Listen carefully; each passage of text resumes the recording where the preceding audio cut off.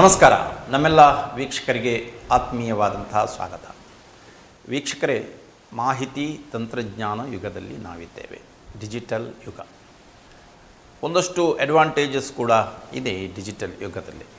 ಅದರೊಂದಿಗೆ ಕೆಲವೊಂದು ಡಿಸ್ಅಡ್ವಾಂಟೇಜಸ್ಗಳು ಕೂಡ ಇವೆ. ಆ ಡಿಸ್ಅಡ್ವಾಂಟೇಜ್ಗಳು ಇತ್ತೀಚಿನ ದಿನಗಳಲ್ಲಿ ಬಹಳಷ್ಟು ಹೆಚ್ಚುತ್ತಾ ಇವೆ. ಅದು ಡಿಜಿಟಲ್ ಫ್ರಾಡ್ ಆಗಿರಬಹುದು, ಡಿಜಿಟಲ್ ಥೆಫ್ಟ್ ಆಗಿರಬಹುದು, ಡಿಜಿಟಲ್ ಬ್ಲ್ಯಾಕ್ ಮೇಲ್ ಆಗಿರಬಹುದು. ಇತ್ತೀಚಿನ ದಿನಗಳಲ್ಲಿ ಹೆಚ್ಚುತ್ತಾ ಇರುತ್ತೆ. ಅದು ಕೂಡ ಹೆಚ್ಚಿನ ವಿದ್ಯಾವಂತರೇ ಈ ಡಿಜಿಟಲ್ ಮೋಸಗಳಿಗೆ ಅಂದರೆ ಸೈಬರ್ ಅಪರಾಧಗಳಿಗೆ ತುತ್ತಾಗ್ತಾ ಇದ್ದಾರೆ.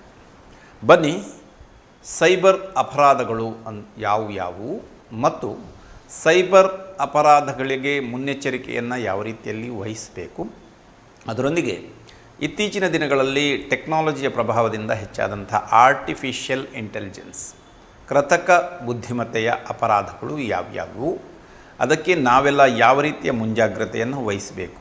ಯಾಕಂದರೆ ಪ್ರಸಕ್ತ ದಿನಮಾನದಲ್ಲಿ ಬಹುತೇಕರು ಈ ಡಿಜಿಟಲ್ ತಂತ್ರಜ್ಞಾನಕ್ಕೆ ಹೋಗಿದ್ದಾರೆ ಮತ್ತು ಎಲ್ಲ ವ್ಯವಹಾರಗಳು ಕೂಡ ಡಿಜಿಟಲ್ ಮಾಧ್ಯಮದಲ್ಲೇ ಆಗೋದರಿಂದ ಪ್ರತಿಯೊಬ್ಬ ನಾಗರಿಕನೂ ಕೂಡ ಇದರ ಬಗ್ಗೆ ತಿಳಿದುಕೊಳ್ಳೋದು ಒಳ್ಳೆಯದು. ಮತ್ತು ನಮ್ಮ ವ್ಯಾಪ್ತಿಯಲ್ಲಿ ನಾವು ಬಳಸುವ ಮೊಬೈಲಲ್ಲಿ, ನಾವು ಬಳಸುವ ಟೆಕ್ನಾಲಜಿಯಲ್ಲಿ ಯಾವ ಮುನ್ನೆಚ್ಚರಿಕೆಯನ್ನು ವಹಿಸಿಕೊಂಡರೆ ಇದನ್ನೆಲ್ಲ ತಡೆಗಟ್ಟಬಹುದು ಎನ್ನುವಂಥ ನೆಲೆಯಲ್ಲಿ ಒಂದು ಅಪೂರ್ವ ಮಾಹಿತಿ ಕಾರ್ಯಕ್ರಮವನ್ನು ಇಂದು ಜರುಗಿಸ್ತಾ ಇದ್ದೇವೆ. ಬಹುತೇಕ ವಿದ್ಯಾವಂತರು ಈ ಫೋನ್ಗಳನ್ನು ಹೆಚ್ಚಾಗಿ ಬಳಸುವವರು ಮತ್ತು ವ್ಯವಹಾರವನ್ನು ಹೆಚ್ಚಾಗಿ ಆನ್ಲೈನ್ನಲ್ಲಿ ಮಾಡುವವರು ಮತ್ತು ಈಗ ವರ್ಕ್ ಎಟ್ ಹೋಮ್ ಅನ್ನುವಂಥ ಹೊಸ ಕಾನ್ಸೆಪ್ಟ್ನಲ್ಲಿ ಕೆಲಸ ನಿರ್ವಹಿಸುವವರು ಈ ಕಾರ್ಯಕ್ರಮವನ್ನು ವೀಕ್ಷಿಸಿದರೆ ಖಂಡಿತವಾಗಿ ಒಂದಷ್ಟು ಮಾಹಿತಿಯನ್ನು ಪಡೆದು ಆ ಮೂಲಕವಾಗಿ ಮುನ್ನೆಚ್ಚರಿಕೆಯನ್ನು ವಹಿಸಬಹುದು. ಈ ಕಾರ್ಯಕ್ರಮದಲ್ಲಿ ಭಾಗವಹಿಸಿ ಡಿಜಿಟಲ್ ಮೋಸಗಳು ಅಂದರೆ ಸೈಬರ್ ಅಪರಾಧಗಳು ಮತ್ತು ಆರ್ಟಿಫಿಷಿಯಲ್ ಇಂಟೆಲಿಜೆನ್ಸ್ ಅಪರಾಧಗಳ ಬಗ್ಗೆ ಸಂಪೂರ್ಣ ಮಾಹಿತಿ ಮತ್ತು ಮುನ್ನೆಚ್ಚರಿಕೆ ಕ್ರಮಗಳ ಬಗ್ಗೆ ಒಂದಷ್ಟು ಟಿಪ್ಸ್ ನೀಡಲಿಕ್ಕಿರುವಂಥ ಶ್ರೀಯುತ Prithvish K, cyber security consultant, ಇವರಿಗೆ ನಮ್ಮ ವಾಹಿನಿಯ ಪರವಾಗಿ, ವೀಕ್ಷಕ ಬಾಂಧವರ ಪರವಾಗಿ ಪ್ರೀತಿಪೂರ್ವಕವಾದಂಥ ಸ್ವಾಗತವನ್ನು ಕೋರ್ತಾ ಇದ್ದೇವೆ. ಸರ್, ತಮಗೆ ಆತ್ಮೀಯವಾದಂಥ ಸ್ವಾಗತ ಕಾರ್ಯಕ್ರಮಕ್ಕೆ. ಒಂದು ಒಳ್ಳೆಯ ವಿಚಾರ ಅಂದರೆ ಪ್ರಸಕ್ತ ನಮ್ಮೆದುರುಗುವಂಥ ಸಮಸ್ಯೆಗಳ ಬಗ್ಗೆ ಜನರನ್ನು ಜಾಗೃತಿಪಡಿಸಿ ಆ ಮೂಲಕ ಅವರು ಈಗಾಗಲೇ ಮುನ್ನೆಚ್ಚರಿಕೆಯನ್ನು ವಹಿಸಿಕೊಳ್ಳುವಂತೆ ಮಾಡುವಂಥ ಒಂದು ಕಾರ್ಯಕ್ರಮ. ಈ ಕಾರ್ಯಕ್ರಮದಲ್ಲಿ ಭಾಗಿಯಾಗಿದ್ದೀರಾ. ಈ ಯಾವ ವಿಧದಲ್ಲಿ ಈ ಸೈಬರ್ ಅಪರಾಧಗಳು ಹುಟ್ಟಿಕೊಳ್ತವೆ ಮತ್ತು ಆರ್ಟಿಫಿಷಿಯಲ್ ಇಂಟೆಲಿಜೆನ್ಸ್ ಅಪರಾಧಗಳು ಹುಟ್ಟಿಕೊಳ್ತದೆ, ಇದರಲ್ಲಿರುವಂಥ ಬಗೆಗಳು ಯಾವುವು, ಇದರ ಬಗ್ಗೆ ಒಂದಷ್ಟು ತಿಳಿಸ್ತೀರಾ? ಖಂಡಿತವಾಗಿ. ಸೈಬರ್ ಅಪರಾಧಗಳಲ್ಲಿ ಹಲವಾರು ವಿಧ ಇದೆ. ಅದನ್ನು ಲಿಸ್ಟ್ ಮಾಡ್ತಾ ಕೂತ್ಕೊಂಡ್ರೆ ಸಾಧಾರಣ ಇಡೀ ದಿನ ಬೇಕಾಗ್ಬೋದು. ಅದರಲ್ಲಿ ಅನೇಕ ಮಂದಿ ಅರ್ಜೆನ್ಸಿಯಲ್ಲಿ ಅಂದರೆ ನಾವು ಗಡಿಬಿಡಿಯಲ್ಲಿದ್ದಾಗಲೇ ಡಿಸಿಷನ್ ತಗೊಂಡು ಅಪರಾಧಕ್ಕೆ ಒಳಗಾಗಿರ್ತೇವೆ.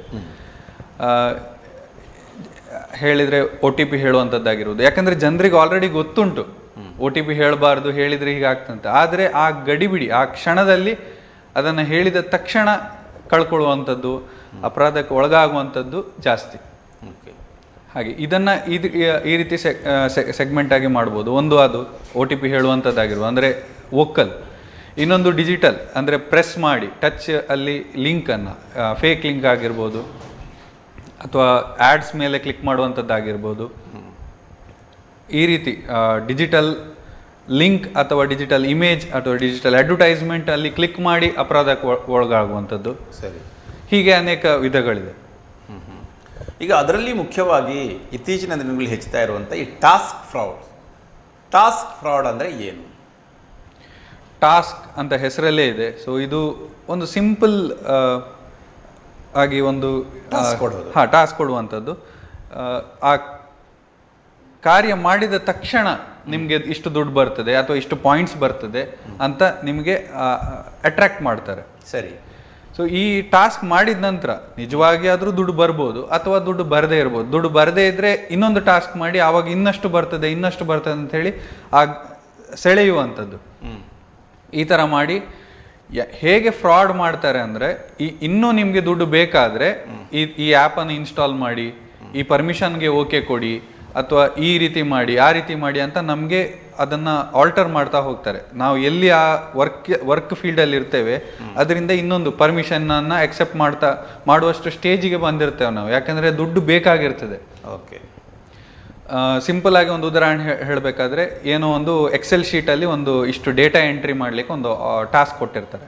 ಆ ಟಾಸ್ಕ್ ಕಂಪ್ಲೀಟ್ ಮಾಡ್ತಾ ಇದ್ದಾಗೆ ಒಂದು 500 ರೂಪಾಯಿನೋ 1000 ರೂಪಾಯಿನೋ ಪರ್ ಡೇ ಬರ್ತದೆ ಅಂತೇಳಿ ಅವರು ಎಗ್ರಿಮೆಂಟ್ ಆಗಿರ್ತದೆ. ಅದು ಮುಗಿತಾ ಇದ್ದಾಗೆ ನೀವು ಇನ್ನೊಂದು ಆ್ಯಪ್ ಇನ್ಸ್ಟಾಲ್ ಮಾಡಿ, ಈ ಆ್ಯಪಲ್ಲಿ ನಿಮ್ಮ ಹೆಸರು, ಪಾನ್ ಕಾರ್ಡು, ಆಧಾರ್ ಕಾರ್ಡು ಅಥವಾ ಇನ್ನಿತರ ಬ್ಯಾಂಕ್ ಡೀಟೇಲ್ಸ್ಗಳನ್ನು ಎಂಟರ್ ಮಾಡಿ, ಆನಂತರ ನಿಮಗೆ ದುಡ್ಡು ಬರ್ತದೆ, ಇಲ್ಲಾಂದರೆ ಬರುವುದಿಲ್ಲ ಅಂಥೇಳಿ ಹೆದರಿಸ್ಲಿಕ್ಕೆ ಸ್ಟಾರ್ಟ್ ಮಾಡ್ತಾರೆ. ಸೊ ಅದು ಕಂಪ್ಲೀಟ್ ಆಗ್ತಾ ಇದ್ದಾಗೆ ನಿಮ್ಮ ಬೇಸಿಕ್ ಇನ್ಫಾರ್ಮೇಷನ್ ಅಷ್ಟೂ ಡೇಟಾ ಅವರ ಕೈಯಲ್ಲಿರ್ತದೆ. ಜಸ್ಟ್ ಪಾಸ್ವರ್ಡು ಮತ್ತು OTP ಎರಡೇ ಬಾಕಿ, ಉಳಿದ ಎಲ್ಲ ಡೇಟಾ ಅವ್ರ ಹತ್ರ ಇರ್ತದೆ. ಆಸ್ ವೆಲ್ ಆಸ್ ಆ ಆ್ಯಪ್ ಇನ್ಸ್ಟಾಲ್ ಮಾಡುವಾಗಲೇ ಬೇರೆ ಇನ್ನಿತರ ಯಾವುದು ಆ್ಯಪ್ಸ್ಗಳಿದೆ ನಮ್ಮ ಮೊಬೈಲಲ್ಲಿ, ಬ್ಯಾಂಕಿಂಗ್ ಆ್ಯಪ್ ಆಗಿರ್ಬೋದು, ಗೂಗಲ್ ಪೇ ಇರ್ಬೋದು, ಫೋನ್, ಆ ಇನ್ನಿತರ ಆ್ಯಪ್ಸ್ಗಳದ್ದು ಪರ್ಮಿಷನ್ಸನ್ನು ರೀಡ್ ಮಾಡಿರ್ತಾರೆ. ಅದರಲ್ಲಿ ಮೇಜರ್ ಆಗಿ OTP ಬರುವಂಥದ್ದು, ಅಂದರೆ ಮೆಸೇಜ್. ಎಲ್ಲ ಮೊಬೈಲಲ್ಲಿ ಆ ಮೆಸೇಜಿಂಗ್ ಆ್ಯಪ್ ಇರ್ತದೆ. ಆ ಮೆಸೇಜಿಂಗ್ ಆ್ಯಪಿನ OTP ರೀಡ್ ಮಾಡೋ ಪರ್ಮಿಷನ್ ಅವರು ತಗೊಳ್ತಾರೆ. ಆಗೇನಾಗ್ತದೆ, ನಮಗೆ OTP ಬಂದರೂ ನಾವು ಹೇಳದಿದ್ರೂ ಕೂಡ ಆ OTP ರೀಡರ್ ಆ ಆ್ಯಪ್ ಮುಖಾಂತರ ಅಲ್ಲಿಗೆ ರೀಚ್ ಮಾಡಿಸ್ತದೆ. ಸೊ ಈ ರೀತಿ ನಾವು OTP ಹೇಳದೇನೆ ಫ್ರಾಡಿಗೆ ಒಳಗಾಗುವಂಥದ್ದು ಆ ಥರದ ಫ್ರಾಡ್ಸ್ಗಳಲ್ಲಿ, ಟಾಸ್ಕ್ ಫ್ರಾಡ್ಸ್ಗಳಲ್ಲಿ ಜಾಸ್ತಿ. ಬಟ್ ಟಾಸ್ಕ್ ಫ್ರಾಡ್ಸಲ್ಲಿ ಒರಿಜಿನಲ್ ಯಾವುದು, ಡೂಪ್ಲಿಕೇಟ್ ಯಾವುದು ಅನ್ನೋದನ್ನು ಆರಂಭದಲ್ಲಿ ಪತ್ತೆ ಹಚ್ಚಲಿಕ್ಕೆ ಏನಾದರೂ ಅವಕಾಶಗಳಿವೆಯಾ? ಖಂಡಿತ ಅವಕಾಶ ಇದೆ. ಯಾಕಂದರೆ ರಿಜಿಸ್ಟರ್ಡ್ ವೆಂಡರ್, ಈಗ ನಾವು ಹೇಗೆ GST ಆಗಿ ಅಂತ ಬಂದ ನಂತರ ನಾವು ಬೈಫರ್ಕೇಶನ್ ಮಾಡ್ತೀವಿ, ಇವರು ರಿಜಿಸ್ಟರ್ಡ್ ವೆಂಡರ್, ಇವರು ಅನ್ರಿಜಿಸ್ಟರ್ಡ್ ವೆಂಡರ್ ಅಂತ, ಅದೇ ಥರ ಇಲ್ಲಿ ಕೂಡ ಅಷ್ಟೇ ಅವರ ಒಫಿಷಿಯಲ್ ವೆಬ್ಸೈಟ್ಸ್ಗಳಿರ್ತವೆ. ಅಲ್ಲಿ ಹೋಗಿ ನಾವು ವೆರಿಫೈ ಮಾಡ್ಬೋದು ಇವ್ರು ಎಷ್ಟು ವರ್ಷದಿಂದ ಈ ಬಿಸ್ನೆಸ್ಸಲ್ಲಿದ್ದಾರೆ, ಇವ್ರು ನಿಜವಾಗ್ಲೂ ಅಥೆಂಟಿಕ್ ಅಂತ ಹೇಳುವಂಥದ್ದನ್ನು ನಾವು ಆನ್ಲೈನಲ್ಲಿ ವೆರಿಫೈ ಮಾಡಿಕೊಂಡೇ ನಂತರ ನಾವು ಕೆಲಸ ಸ್ಟಾರ್ಟ್ ಮಾಡಬೇಕಾಗ್ತದೆ. ಸುಮ್ಮನೆ ಯಾರೋ ನನ್ನ ಫ್ರೆಂಡ್ ರೆಫರ್ ಮಾಡಿದ್ರು, ಅವ್ರ ಫ್ರೆಂಡ್ ಆಫ್ ಫ್ರೆಂಡ್ ಅಂತ ಅವ್ರು ಹೇಳಿದ್ರು ಅಂತೇಳಿ ಸ್ಟಾರ್ಟ್ ಮಾಡೋ ಬದಲು ನಾವು ಅಥೆಂಟಿಕ್ ಆಗಿ ಗೂಗಲ್ ಅಥವಾ ಯಾವ್ದಾದ್ರು ವೆಬ್ಸೈಟ್ಸ್ಗಳಿಗೆ ಹೋಗಿ ಅದು ರಿಯಲ್ಲಾ ಫೇಕಾ ಅಂತ ಟೆಸ್ಟ್ ಮಾಡಿಕೊಂಡೇ ಮುಂದೆ ಸ್ಟಾರ್ಟ್ ಮಾಡಬೇಕಂತ ನಾನು ಕೇಳ್ಕೊಳ್ತೇನೆ. ಅಂದರೆ ಮೊದಲಾಗಿ ವೆರಿಫೈ ಮಾಡಿಕೊಳ್ಳೇಬೇಕು. ಖಂಡಿತ. ವಿದೌಟ್ ವೆರಿಫೈಯಿಂಗ್ ಯಾವುದೇ ಆ ಬಿಸ್ನೆಸ್ ಇದೆಯಾ ಇಲ್ವಾ, ಅವರು ರಿಜಿಸ್ಟರ್ಡ್ ಯಾವುದೇ ಕಂಪನಿ ಆದರೂ ಈ ಥರ ಎಂಪ್ಲಾಯೀಸ್ಗೆ ಫ್ರೀ ಟೈಮ್ ಆಗಲಿ ಅಥವಾ ವರ್ಕ್ ಫ್ರಮ್ ಹೋಮ್ ಆಗಲಿ ಕೆಲಸ ಕೊಡ್ತಾ ಇದ್ದಾರೆ ಅಂದರೆ ನಮ್ಮ ಡೇಟಾವನ್ನು ತಗೊಂಡು, ಯಾಕಂದರೆ ಪಾನ್ ಕಾರ್ಡ್, ಆಧಾರ್ ಕಾರ್ಡ್ ಇಲ್ಲದೆ ಅವರು ವೆರಿಫೈ KYC ಆಗಲ್ಲ, KYC ಆಗದೆ ಪೇಮೆಂಟು ಆಗಲ್ಲ. ಸೊ ಇದಿಷ್ಟು ಆಗಬೇಕು ಅಂದರೆ ಅವ್ರು 100% ರಿಜಿಸ್ಟರ್ಡೇ ಆಗಿರಬೇಕು. ಸೊ ಆ ರಿಜಿಸ್ಟರ್ಡ್ ಕಂಪನಿ ಡೀಟೇಲ್ಸನ್ನು ನೀವು ವೆರಿಫೈ ಮಾಡಿ, ಯಾವ ಕಂಪನಿಗೋಸ್ಕರ ಕೆಲಸ ಮಾಡ್ತಾ ಇದ್ದೀರಿ ಅನ್ನೋದನ್ನು ವೆರಿಫೈ ಮಾಡದೆ ಸುಮ್ಮನೆ ಕೆಲಸ ಅಂತ ಮಾಡಬೇಡಿ ಅಂತ ಅಷ್ಟೆ. ಟಾಸ್ಕ್ ಫ್ರಾಡ್ಸಲ್ಲಿ ಕೆಲವೊಂದು ಬಾರಿ ಪ್ರತಿಷ್ಠಿತ ಕಂಪನಿಗಳ ಹೆಸರನ್ನು ಬಳಸಿಕೊಳ್ಳುವಂಥ ಪಾಸಿಬಿಲಿಟೀಸ್ ಇದೆಯಾ ಜನರನ್ನು ನಂಬುವಂತೆ ಮಾಡುವಲ್ಲಿ? ಇದೆ, ಖಂಡಿತ ಅದೊಂದು ಪಾಸಿಬಿಲಿಟಿ ಇದೆ.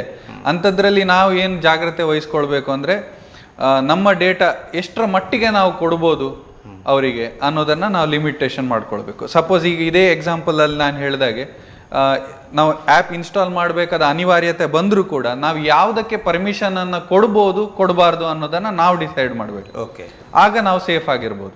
ಸಪೋಸ್ ದುಡ್ಡು ಬಾರದಿದ್ರು 1 ದಿನ 2 ದಿನ ಅಥವಾ 1 ತಿಂಗಳ ಕೆಲಸ ಹೋಗ್ಬೋದು, ಆದರೆ ನಮ್ಮ ಶ್ರಮದ ಹಣ, ಖಾತೆಯಲ್ಲಿರುವ ಹಣ ಹೋಗಬಾರ್ದು. ಆ ರೀತಿ ನಾವು ಜಾಗ್ರತೆ ವಹಿಸ್ಕೊಳ್ಬೇಕು. ಇದಕ್ಕೆ ಒಳಗಾಗುವುದಂತೆ ಮುನ್ನೆಚ್ಚರಿಕೆ ವಹಿಸುವಲ್ಲಿ ನಮ್ಮ ಡೇಟಾ ಮ್ಯಾನೇಜ್ಮೆಂಟ್ ಮತ್ತು ಆ್ಯಪ್ ಮ್ಯಾನೇಜ್ಮೆಂಟ್ ಹೇಗಿರಬೇಕು? ಸೆಕ್ಯೂರಿಟಿ ಸೆಟ್ಟಿಂಗ್ಸ್ ಅನ್ನು ನಾವು ಗಮನ ಹರಿಸಬೇಕು. ಯಾಕಂದರೆ ಅಲ್ಲಿರುವ ಸೆಟ್ಟಿಂಗ್ಸ್ಗಳೇ ಆ್ಯಪ್ ಡೆವಲಪರ್, ಯಾವುದು ಮೊಬೈಲ್ ಸಾಫ್ಟ್ವೇರ್ ಡೆವಲಪ್ ಮಾಡಿರ್ತಾರೆ ಅದನ್ನು ಕಸ್ಟಮರ್ ಅಥವಾ ನಮ್ಮಂಥ ಜನರಿಗೆ ಯೂಸ್ ಆಗಲಿ ಅಂತಲೇ ಮಾಡಿರ್ತಾರೆ. ಆ ಸೆಟ್ಟಿಂಗ್ಸನ್ನು ನಾವು ಕರೆಕ್ಟಾಗಿ ಅರ್ಥ ಮಾಡ್ಕೊಳ್ಬೇಕು. ಯಾಕಂದರೆ ಮೊಬೈಲಲ್ಲಿ ವಾಟ್ಸಪ್ ಅರ್ಥ ಮಾಡ್ಕೊಳ್ಳೋದು ಬೇರೆ, ಅಥವಾ ಯಾವುದೋ Instagram, Facebook, social media sites ಅರ್ಥ ಮಾಡ್ಕೊಳ್ಳೋದೆಲ್ಲ ಸುಲಭ. ಅದರಲ್ಲಿ ಸೆಕ್ಯೂರಿಟಿ ಸೆಟ್ಟಿಂಗ್ಸನ್ನು ಫಸ್ಟ್ ಅರ್ಥ ಮಾಡ್ಕೊಳ್ಬೇಕು. ನಾನು ಈ ಥರ ಪ್ರೆಸ್ ಮಾಡಿದರೆ ಏನಾಗ್ತದೆ, ಅದರ ಪರಿಣಾಮ ಏನು ಅನ್ನೋದನ್ನು ನಾವು ಅರ್ಥ ಮಾಡಿಕೊಂಡು ನಾವು ಆ್ಯಪನ್ನು ಯೂಸ್ ಮಾಡಿದರೆ ಒಳ್ಳೆಯದು. ಅದನ್ನೇ ಮ್ಯಾನೇಜ್ಮೆಂಟಿಗೆ ಬರ್ತದೆ. ಬಟ್ ಅದೇ ಡಿಜಿಟಲ್ ಲಿಟ್ರಸಿ ಅಂತ ಬೇಕಾಗುತ್ತೆ. ಅದನ್ನು ಯಾವ ರೀತಿಯಲ್ಲಿ ಪಡೆಯಬಹುದು, ಹೇಗೆ ಪಡೆಯಬಹುದು? ಆ ಆ್ಯಪ್ ಇನ್ಸ್ಟಾಲ್ ಮಾಡ್ತಾನೆ ಅದರಲ್ಲೇ ಇರ್ತವೆ. ಈಗ ಯೂಶಲಿ ಆಕ್ಟಿವಿಟಿ ಇಲ್ಲ, ಸಡನ್ನಾಗಿ ಆಕ್ಟಿವಿಟಿ ಇಲ್ಲ ಹೇಳಿದ್ರೆ ಲಾಕ್ ಆಗುವ ಫೀಚರ್ಸ್ ಅದೆಲ್ಲ ಬಂದಿದೆ ಈಗ. ಸೊ ಆ ಏನದು ಯೂಸರ್ಗೆ ಏನು ಬೇಕು ಡೇಟಾ ಸೆಕ್ಯೂರಿಟಿ ಮಾಡಲಿಕ್ಕೆ ಏನು ಬೇಕು ಅದನ್ನು ಆಲ್ರೆಡಿ ಆ್ಯಪ್ನವರು ಕೊಡ್ತಾ ಇದ್ದಾರೆ. ಅದನ್ನು ನಾವು ಬಳಕೆ ಮಾಡ್ಕೊಳ್ಬೇಕಷ್ಟೆ. ಆ್ಯಪ್ನವರು ಕೊಡ್ತಾ ಇದ್ದಾರೆ, ಫ್ರೀಯಾಗಿ ಕೊಡ್ತಾ ಇದ್ದಾರೆ. ಆ್ಯಪ್ ಎಷ್ಟು ಫ್ರೀಯಾಗಿ ಕೊಡ್ತಾ ಇದ್ದಾರೆ, ಸೆಕ್ಯೂರಿಟಿ ಕೂಡ ಅಷ್ಟೇ ಫ್ರೀಯಾಗಿ ಕೊಡ್ತಾ ಇದ್ದಾರೆ. ಆದರೆ ಅದನ್ನು ನಾವು ಬಳಕೆ ಮಾಡ್ಕೊಳ್ಬೇಕು. ಅಂದರೆ ಬೇಕಾದ್ದನ್ನು ಆನ್ ಮಾಡಿಕೊಂಡು ನಾವು ಸೆಕ್ಯೂರ್ ಮಾಡ್ಕೊಳ್ಬೇಕು.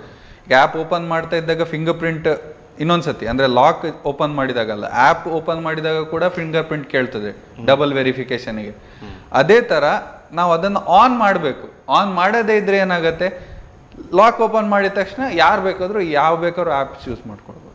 ಓಕೆ, ಮತ್ತೆ ಮುಂದುವರೆದು ಆರ್ಟಿಫಿಷಿಯಲ್ ಇಂಟೆಲಿಜೆನ್ಸ್ ಫ್ರಾಡ್ಸ್, ಇದರಲ್ಲಿರುವಂತಹ ಬಗೆಗಳು ಯಾವುದು? ಇದರಲ್ಲಿ ಈ ಆರ್ಟಿಫಿಷಿಯಲ್ ಇಂಟೆಲಿಜೆನ್ಸಲ್ಲಿ ಯಾವ ರೀತಿಯಲ್ಲಿ ಮೋಸವನ್ನು ಮಾಡಲಾಗ್ತದೆ? ಓಕೆ, ಆರ್ಟಿಫಿಷಿಯಲ್ ಇಂಟೆಲಿಜೆನ್ಸ್ ಅಂತ ಬಂದಾಗೆ ಟಾಪಿಕ್ ತುಂಬ ದೊಡ್ಡದು. ಅದರಲ್ಲಿ ಈಗ ಟ್ರೈನಿಂಗ್ ಅಂದರೆ ಡೇಟಾವನ್ನು ಯೂಶ್ವಲಿ ಏನು ಮಾಡ್ತಾರೆ, ಇರುವ ಡೇಟಾವನ್ನು ಮತ್ತೆ ಹೊಸ ಡೇಟಾವನ್ನು ಟ್ರೈನ್ ಮಾಡಿ ಹಳೆ ಹೊಸ ಇನ್ನು ಫ್ಯೂಚರಲ್ಲಿ ಹೇಗಿರ್ಬೋದು ಅನ್ನೋದನ್ನು ಟೋಟಲ್ ಆಗಿ ಅಲ್ಲಿ ಡಿಫೈನ್ ಮಾಡ್ತಾರೆ. ಓಕೆ, ಸಪೋಸ್ ಇಷ್ಟು ಫಾಂಟ್ ಹ್ಯಾಂಡ್ ರೈಟಿಂಗನ್ನು ಇಷ್ಟು ಪೇಜಸ್, ಒಂದು 100 ಪೇಜ್ 200 ಪೇಜನ್ನು ಒಬ್ಬರು ಬರೆದು ಕೊಟ್ಟಿದ್ದನ್ನು ಇನ್ನು ನನಗೆ ಪ್ರಿಂಟಲ್ಲಿ ಅದೇ ಥರ ಹ್ಯಾಂಡ್ ರೈಟಿಂಗ್ ಬೇಕು ಅಂದರೆ ಇದಿಷ್ಟು ಪೇಜನ್ನು ಸ್ಕ್ಯಾನ್ ಮಾಡಿ, ಎಲ್ಲ ಲೆಟರ್ಸ್ ಇರ್ತದೆ, A to Z ಎಲ್ಲ ಲೆಟರ್ಸ್ ಇರ್ತದೆ ಇಂಗ್ಲೀಷ್ ಆದರೆ, ಹಾಗೆ ಅದನ್ನು ಫೀಡ್ ಮಾಡಿದರೆ, ಆ ಡೇಟಾವನ್ನು ಟೂಲ್ಗೆ ಫೀಡ್ ಮಾಡಿದರೆ ನನಗೆ ಔಟ್ಪುಟ್ ಕೂಡ ಅದೇ ಹ್ಯಾಂಡ್ ರೈಟಿಂಗಲ್ಲಿ ನಾನು ಔಟ್ಪುಟನ್ನು ತೆಗಿಬೋದು.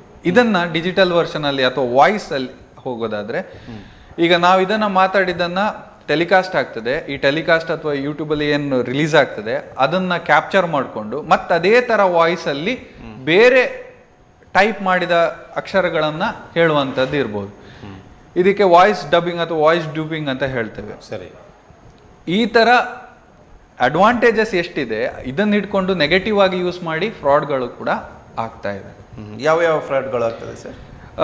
ಇದನ್ನ ಇಟ್ಕೊಂಡು ಕಿಡ್ನಾಪಿಂಗ್ ಕೂಡ ಆಗ್ತದೆ. ನೆಕ್ಸ್ಟ್ ಮನಿ ಫ್ರಾಡ್, ಅಂದರೆ ಇಷ್ಟು ಈ ಥರ ಕಷ್ಟದಲ್ಲಿ ಇದ್ದೇನೆ ಅಂತ ಹೇಳಿ ಮಗನ ವಾಯ್ಸಲ್ಲಿ ಅಥವಾ ತಂದೆಯ ವಾಯ್ಸಲ್ಲಿ, ಯಾಕೆಂದರೆ ಈಗ ಡಿಸ್ಟೆನ್ಸ್ ಮನೆಯಲ್ಲೇ ಎಲ್ಲರೂ ದಿನ ಓಡಾಡ್ತಾ ಇರ್ಬೋದು ಅಥವಾ ದೂರದಲ್ಲಿರ್ಬೋದು, ದೂರ ದೇಶದಲ್ಲಿದ್ದರೆ ಅಷ್ಟು ಬೇಗ ಕನೆಕ್ಟಿವಿಟಿ ಸಿಗದೇ ಇದ್ದಾಗ ಅದನ್ನು ಅಡ್ವಾಂಟೇಜ್ ಆಗಿ ಯೂಸ್ ಮಾಡಿಕೊಂಡು ಮಗನ ವಾಯ್ಸಲ್ಲಿ ಅಥವಾ ತಂದೆಯ ವಾಯ್ಸಲ್ಲಿ ಮೆಸೇಜನ್ನು ಕಳಿಸಿ ಸ್ಕ್ಯಾಮ್ ಮಾಡುವಂಥದ್ದಾಗಿರ್ಬೋದು. ಈ ಥರ ಮಾಡಿ ದುಡ್ಡು ತಗೊಳ್ಳುವಂಥದ್ದು.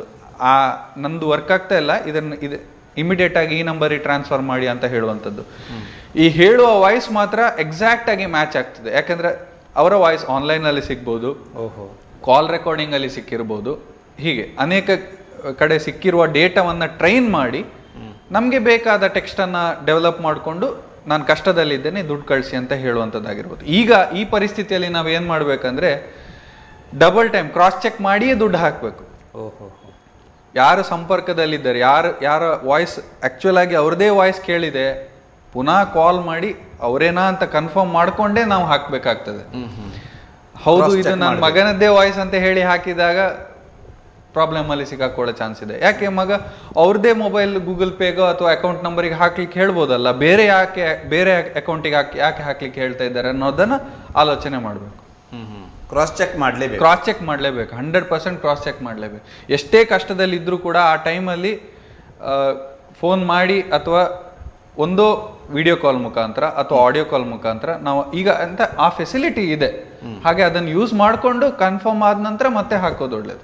ಓಕೆ, ಬ್ಲ್ಯಾಕ್ ಮೇಲ್ ಮಾಡಲಿಕ್ಕೆ ಈ ಆರ್ಟಿಫಿಷಿಯಲ್ ಇಂಟೆಲಿಜೆನ್ಸನ್ನು ಬಳಸ್ಕೊಳ್ತಾರೆ. ಯಾಕೆಂದರೆ ಒಬ್ಬ ವ್ಯಕ್ತಿ ಆನ್ಲೈನ್ ಪ್ರೆಸೆನ್ಸ್ ಇದ್ದಾಗ, ಅಂದರೆ ಈಗ ನಾನು ಹಲವಾರು ಕ್ಷೇತ್ರದಲ್ಲಿದ್ದಾಗ ಆನ್ಲೈನ್ ಪ್ರೆಸೆನ್ಸ್ ಅಂತೂ ಇದ್ದೇ ಇರ್ತದೆ.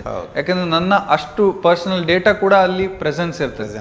ಆ ಅಷ್ಟು ಡೇಟಾವನ್ನು ಒಬ್ಬ ಕೂತು ಅನಲೈಸ್ ಮಾಡುವ ಬದಲು ಕಂಪ್ಯೂಟರ್ ಹತ್ರ ಹೇಳಿದರೆ ನನ್ನ ಬಗ್ಗೆ ಅನಲೈಸ್ ಮಾಡುವ ಅಂತೇಳಿ ಆ ಆಪ್ಷನನ್ನು ಕೊಟ್ಟರೆ ಆರಾಮ್ಸೆ ಅದು 1 ನಿಮಿಷದಲ್ಲಿ ನನ್ನ ಇಡೀ ಹಿಸ್ಟ್ರಿ ಹುಟ್ಟಿದಲ್ಲಿಂದ ಹಿಡಿದು ಈಗಿನವರೆಗೆ ನಾನು ಏನೇನು ಮಾಡಿದೆ ಎಲ್ಲ ಅನಲೈಸ್ ಮಾಡಲಿಕ್ಕೆ ಕೇವಲ 1-2 ನಿಮಿಷ ಸಾಕು. ಈ ಡೇಟಾವನ್ನೇ ಹಿಡ್ಕೊಂಡು ಬ್ಲ್ಯಾಕ್ ಮೇಲ್ ಮಾಡೋದು ತುಂಬ ಸುಲಭ. ನನ್ನ ವೀಕ್ ಪಾಯಿಂಟನ್ನು ಹೈಲೈಟ್ ಮಾಡ್ಬೋದು. ಹಾಗೆ ಆ ರೀತಿಯ ಡೇಟಾ ಅವರಿಗೆ ಸಿಕ್ಕಿದಾಗ ಎಲ್ಲಿ ಲೂಪ್ ಹೋಲ್ಸ್ ಇದೆ ಆ ಲೂಪ್ ಹೋಲ್ಸಲ್ಲಿ ಹೇಗೆ ಅಟ್ಯಾಕ್ ಮಾಡ್ಬೋದು ಅನ್ನೋದನ್ನು ಪ್ರಯತ್ನ ಪಡ್ತಾರೆ. ಬಟ್ ಡೇಟಾ ಪ್ರೊಟೆಕ್ಷನ್ಗೆ ಮತ್ತು ಡೇಟಾ ಸೆಕ್ಯೂರಿಟಿಗೆ ಟೆಕ್ನಾಲಜೀಸ್ಗಳು ಇದೆಯಲ್ಲ, ಆದರೂ ಕೂಡ ಯಾವ ರೀತಿಯಲ್ಲಿ ಹ್ಯಾಕ್ ಆಗುತ್ತೆ, ಲೀಕ್ ಆಗುತ್ತೆ? ಹೌದು, ಖಂಡಿತ ಇದೆ. ಈಗ ಅದೇ ಉದಾಹರಣೆ ಹೇಳೋದಾದ್ರೆ, ನಾನೀಗ ತುಂಬ ಟ್ರಾವೆಲ್ ಮಾಡ್ತೇನೆ, ಬೇರೆ ಬೇರೆ ರಾಜ್ಯಗಳಿಗೆ ನಾನು ಪ್ರವಾಸ ಹೋದಾಗ ಹೋಟೆಲಲ್ಲಿ ಅಥವಾ ಲಾಡ್ಜ್ಗಳಲ್ಲಿ ಉಳ್ಕೊಳ್ಬೇಕಾದ್ರೆ ಆಧಾರ್ ಕಾರ್ಡ್ ಕೇಳ್ತಾರೆ ಅಥವಾ DL ಕೇಳ್ತಾರೆ. ಸೊ ಈ ಡೇಟಾವನ್ನು ಅಲ್ಲಿ ಕೊಟ್ಟಾಗ ಮೇ ಬಿ ಸ್ವಲ್ಪ ದಿನ ನಂತರ ನನಗೊಂದು ಕಾಲ್ ಬಂತು ಸೇಯಿಂಗ್ ದಟ್ ಈ ನಿಮ್ಮ ಆಧಾರ್ ಕಾರ್ಡಲ್ಲಿ ಈ ಥರದ್ದೊಂದು ಪ್ರಾಬ್ಲಮ್ ಆಗಿದೆ, ಅದನ್ನು ಯಾವುದೋ ಒಂದು ಪಾರ್ಸೆಲ್ ಕಳಿಸಿದ್ರಲ್ಲಿ ಈ ಥರ ನಿಮ್ಮ ಆಧಾರ್ ಕಾರ್ಡ್ ಅಟ್ಯಾಚ್ ಇದೆ, ಅಥವಾ ನಿಮ್ಮ ಆಧಾರ್ ಕಾರ್ಡನ್ನು ಇಲ್ಲೇ ಬಿಟ್ಟಿದ್ದೀರಿ ಅಂತ. ನಂದು ಆಧಾರ್ ಕಾರ್ಡ್ ನನ್ನ ಹತ್ರನೇ ಇದೆ ಒರಿಜಿನಲ್, ಆದರೂ ಕೂಡ ಹೀಗೊಂದು ಫೋನ್ ಬರ್ತದೆ. ಈ ತಕ್ಷಣ ಹೀಗೆ ಈ ಥರ ಮಾಡಬೇಕಾದ್ರೆ, ಅಥವಾ ನಿಮ್ಮ ಒರಿಜಿನಲ್ ಆಧಾರ್ ಕಾರ್ಡ್ ನಿಮಗೆ ವಾಪಸ್ ಬೇಕೊಳ್ಳಿ ಆದರೆ ಪೋಸ್ಟಲ್ ಚಾರ್ಜಸ್ ಕಳಿಸಿ ಅಂತ. ಸಣ್ಣ ಅಮೌಂಟೇ, ಆದರೆ ನಮಗೊಂದು ಇರ್ತದೆ, ಅಲ್ಲಿ ಏನೋ ವೇಸ್ಟ್ ಆಗೋ ಬದಲು ನಮಗೆ ಬರಲಿ ಅಂತ. ಸೊ ಈ ರೀತಿ ಆಗುವಂಥದ್ದು.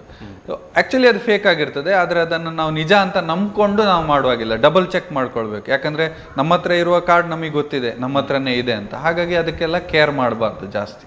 ಓಕೆ, ಸಿಮ್ ಕಾರ್ಡ್ನ ಪಾತ್ರ ಏನಾದರೂ ಇದೆಯಾ ಇದರಲ್ಲಿ? ಸಿಮ್ ರಿಲೇಟೆಡ್ ತುಂಬ ಮೊದಲೆಲ್ಲ ಕ್ಲೋನಿಂಗ್ ಅಂತ ಬರ್ತಾ ಇತ್ತು, ಸಿಮ್ ಕ್ಲೋನಿಂಗ್ ಆಗ್ತಾ ಇತ್ತು. ಈಗೆಲ್ಲ ಅದು ಸ್ವಲ್ಪ ಸೆಕ್ಯೂರಿಟಿ ಜಾಸ್ತಿ ಆದ ನಂತರ ಕಮ್ಮಿ ಆಗಿದೆ ಅಂತ ಫ್ರಾಡ್ಸ್ಗಳು. ಅಲ್ಲ, ಕೆಲವೊಂದು ಡೂಪ್ಲಿಕೇಟ್ ಸಿಮ್ಗಳನ್ನು ಬಳಸ್ಕೊಂಡು ಆ ಮೂಲಕವಾಗಿ ಫ್ರಾಡ್ ಮಾಡೋದು, ಈ ರೀತಿ ಸಾಧ್ಯತೆಗಳಿದೆ. ಯಾಕಂದ್ರೆ ಕಾಲ್ ಯಾವುದರಿಂದ ಬರ್ತಾ ಇದೆ ಆ ಸಿಮ್ ಡೂಪ್ಲಿಕೇಟ್ ಆಗಿರ್ಬೋದು, ಯಾವುದೋ ಹೆಸರಲ್ಲಿ ರಿಜಿಸ್ಟರ್ ಆಗಿರ್ತದೆ, ಹಾಗಾಗಿ ಟ್ರ್ಯಾಕ್ ಮಾಡೋದು ಅಥವಾ ಅವರನ್ನು ಹಿಡಿಯೋದು ಅಷ್ಟು ಸುಲಭ ಅಲ್ಲ. ಸೊ ಇದು ಗೊತ್ತಿದ್ದ ಕಾರಣ ಪೊಲೀಸ್ ಕಂಪ್ಲೇಂಟ್ ಕೊಟ್ಟರು ಕೂಡ ಕೆಲವು ಸತಿ ಏನಾಗ್ತದೆ ಅಂದರೆ ಯಾವುದೋ ಹೆಸರಲ್ಲಿ ಇರ್ತದೆ. ನಾವೀಗ ಆಧಾರ್ ಕಾರ್ಡ್ ಕೊಟ್ಟೆ ನಾವು ಸಿಮ್ ತಗೊಂಡ್ರು ಕೂಡ ಆ ಕೊಟ್ಟಿರುವ ಕಾಪಿ ಎಷ್ಟರ ಮಟ್ಟಿಗೆ ಡೂಪ್ಲಿಕೇಟ್ ಆಗ್ತದೆ ನಮಗೆ ಗೊತ್ತಾಗಲ್ಲ. ಸೊ ಆಗ ನಾವೇನು ಮಾಡಬೇಕಂದ್ರೆ, ಈಗ ಸಿಮ್ ಕಾರ್ಡ್ ಹೇಳಿದಾಗೆ ಒಂದು ಪೋರ್ಟಲ್ ಇದೆ, ಆನ್ಲೈನಲ್ಲಿ ಒಂದು ಪೋರ್ಟಲ್ ಇದೆ, ಅಲ್ಲಿ ಹೋದಾಗ ನಮ್ಮ ಐಡೆಂಟಿಟಿಯಲ್ಲಿ ಎಷ್ಟು ಸಿಮ್ ಇಶ್ಯೂ ಆಗಿದೆ ಅನ್ನೋದನ್ನು ನಾವು ಪತ್ತೆ ಹಚ್ಬೋದು. ಈಗ ನಂದು ಮೇ ಬಿ 1 ಇರ್ಬೋದು, 2 ಇರ್ಬೋದು, ಅಥವಾ ಮನೆಯಲ್ಲಿ ಇನ್ನೊಂದಿರ್ಬೋದು. ಸೊ 3ರಿಂದ 4 ಸಿಮ್ ಇರ್ಬೋದು ಮ್ಯಾಕ್ಸಿಮಮ್. ಅದಕ್ಕಿಂತಲೂ ಜಾಸ್ತಿ ರಿಜಿಸ್ಟರ್ ಆಗಿದ್ರೆ ಅದು ಡೂಪ್ಲಿಕೇಟ್ ಅಂತ ಲೆಕ್ಕ. ಸೊ ಇಮಿಡಿಯೇಟ್ ನಾವು ಆ್ಯಕ್ಷನ್ ತಗೊಂಡು ಇದು ನಂದಲ್ಲ, ಇದು ನಾನು ತಗೊಂಡಿರೋ ಸಿಮ್ ಅಲ್ಲ ಅಂತೇಳಿ ನಾವು ರಿಪೋರ್ಟ್ ಮಾಡಬೇಕು. ಅಂದರೆ ಡಿಜಿಟಲ್ ಮೋಸಗಳಿಗೆ ಈ ಸಿಮ್ ಕಾರ್ಡ್ ಬದಲಾವಣೆಯೂ ಕೂಡ ಕಾರಣ ಆಗಬಹುದು. ಓಕೆ ಸರ್, ತಾವು ಪಾರ್ಸೆಲ್ ರಿಲೇಟೆಡ್ ಸ್ಕ್ಯಾಮ್ ಬಗ್ಗೆ ಹೇಳಿದ್ರಿ, ಒಂದಷ್ಟು ಡೀಟೇಲ್ಸ್ ಹಾಕಿ ಹೇಳಬಹುದಾ? ಖಂಡಿತ. ಆಗ ಹೇಳಿದಾಗೆ ನನಗೆ ಫೋನ್ ಬರ್ತದೆ, ಈ ಥರ ಪಾರ್ಸೆಲನ್ನು ನೀವು ಸಿಂಗಾಪುರ್ಗೆ, ಥೈಲ್ಯಾಂಡಿಗೆ ಕಳಿಸಿರ್ತೀರಿ. ಸೊ ಇದು ಯಾವುದೋ ದೊಡ್ಡ international company like DHL, Blue Dart ಅಂಥದ್ರಲ್ಲೆಲ್ಲ. ಯಾಕಂದರೆ ಅದು ಹೇಳಿದ ತಕ್ಷಣ ನಾವೇನಾಗ್ತೀವಿ, ಗಾಬರಿ ಆಗ್ತೀವಿ. ಇಷ್ಟು ದೊಡ್ಡ ಕಂಪನಿ ನಾವು ನನ್ನ ಆಧಾರ್ ಕಾರ್ಡನ್ನು ಯೂಸ್ ಮಾಡ್ಕೊಂಡು, ಯಾಕಂದ್ರೆ ನಂಬರ್ ಪರ್ಫೆಕ್ಟಾಗಿ ಹೇಳ್ತಾರೆ.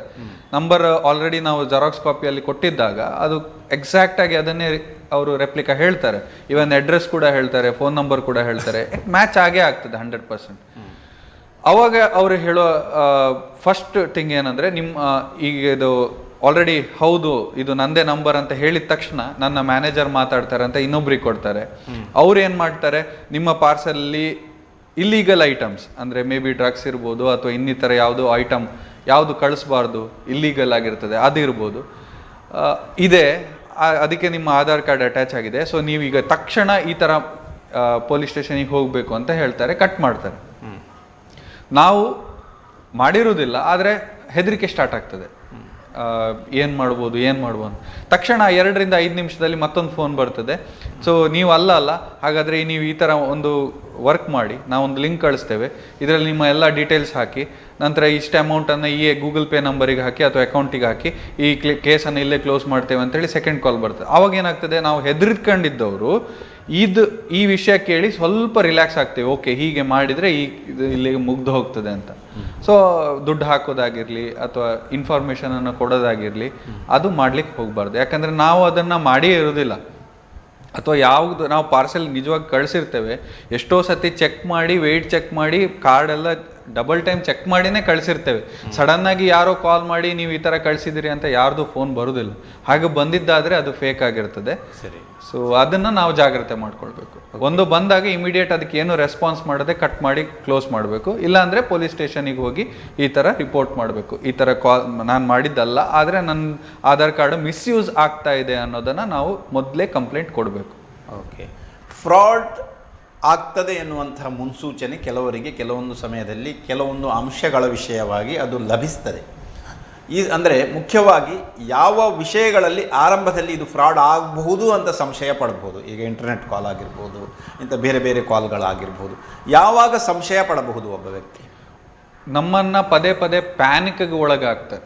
ಅದನ್ನು ಫಸ್ಟ್ ಲೆವೆಲ್ ಆಫ್ ಐಡೆಂಟಿಫಿಕೇಶನ್ ಅಂತ ನಾವು ಕರಿತೀವಿ. ಯಾಕಂದ್ರೆ ಫಸ್ಟ್ ಲೆವೆಲ್ ಆಫ್ ಐಡೆಂಟಿಫಿಕೇಶನ್. ಹೌದು, ಯಾಕಂದ್ರೆ ಸಡನ್ ಆಗಿ ಹಾಕಿ ಮಾಡಿ ಮುಗಿಸಿ ಅಂತೇಳಿ ಅಷ್ಟು ಥ್ರೆಟ್ಫುಲ್ ಆಗಿ ನಮಗೆ ಹೇಳ್ತಾ ಹೋಗ್ತಾರೆ ನೀಟಾಗಿ. ಅಂದರೆ ನಿಜವಾಗಿ ಬಿಸ್ನೆಸ್ಸಲ್ಲಿ ಇರುವವರು ಅಥವಾ ನಿಜವಾಗಿ ಅದನ್ನು ಟಾಸ್ಕನ್ನು ಕಂಪ್ಲೀಟ್ ಮಾಡೋರು ಅಷ್ಟು ಅರ್ಜೆನ್ಸಿಯಲ್ಲಿ ಕೆಲಸ ಮುಗಿಸ್ಲಿಕ್ಕೆ ಟ್ರೈ ಮಾಡೋದಿಲ್ಲ. ಯಾರು ಈ ಹ್ಯಾಕರ್ಸ್ ಇರ್ತಾರೆ ಅಥವಾ ಫ್ರಾಡ್ ಮಾಡೋರು ಇರ್ತಾರೆ, ತಕ್ಷಣ ಇಮಿಡಿಯೇಟ್ ಮಾಡಿ ಅದು ಮಾಡಿ ಇದು ಮಾಡಿ ಇದು ಮಾಡಿ ಅಂತೇಳಿ ನಮ್ಮನ್ನು ಗಮನವನ್ನು ಆಚೆಗೆ ಈಚೆಗೆ ಸೆಳೀತಾ ಟಾಸ್ಕನ್ನು ಬೇಗ ಕಂಪ್ಲೀಟ್ ಮಾಡಿ ಇದು ಮಾಡಿ ಅದು ಮಾಡಿ, ಪೊಲೀಸಿಗೆ ಹೋದರೆ ಪ್ರಾಬ್ಲಮ್ ಆಗ್ತದೆ ಅಂತ ಥ್ರೆಟ್ ಕೊಡ್ತಾರಲ್ಲ, ಪ್ಯಾನಿಕ್ ಆ್ಯಂಡ್ ಥ್ರೆಟ್, ಇದು ನಮ್ಮ first level of identification. First level of identification. ಹೌದು. ಸೆಕೆಂಡ್ ಲೆವೆಲನ್ನು ನಾವೇ ರಿಸರ್ಚ್ ಮಾಡಿ ಹುಡ್ಕೊಳ್ಬೇಕಾಗ್ತದೆ.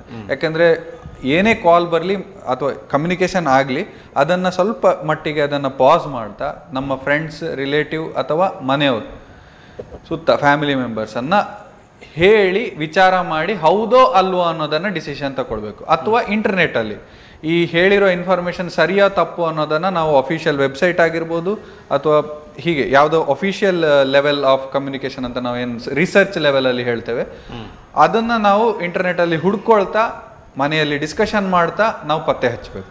ಓಕೆ, ಬಟ್ ಅದೆಲ್ಲ ಡಿಜಿಟಲ್ ಲಿಟ್ರಸಿ ಇದ್ದವರಿಗೆ ಅದೆಲ್ಲ ಆಗುತ್ತೆ, ಸಾಧ್ಯ. ಬಟ್ ಸ್ವಲ್ಪ ಲಿಟ್ರಸಿ ಇಲ್ಲದಿದ್ದವ್ರು ಏನ್ ಮಾಡ್ಬೇಕಂದ್ರೆ ಸುತ್ತಮುತ್ತ ಯಾರಿಗೆ ಗೊತ್ತಿದೆ ಅವರನ್ನ ಸಂಪರ್ಕ ಮಾಡಿಕೊಂಡು ಡಿಸಿಷನ್ ತಗೊಳ್ಬೋದು.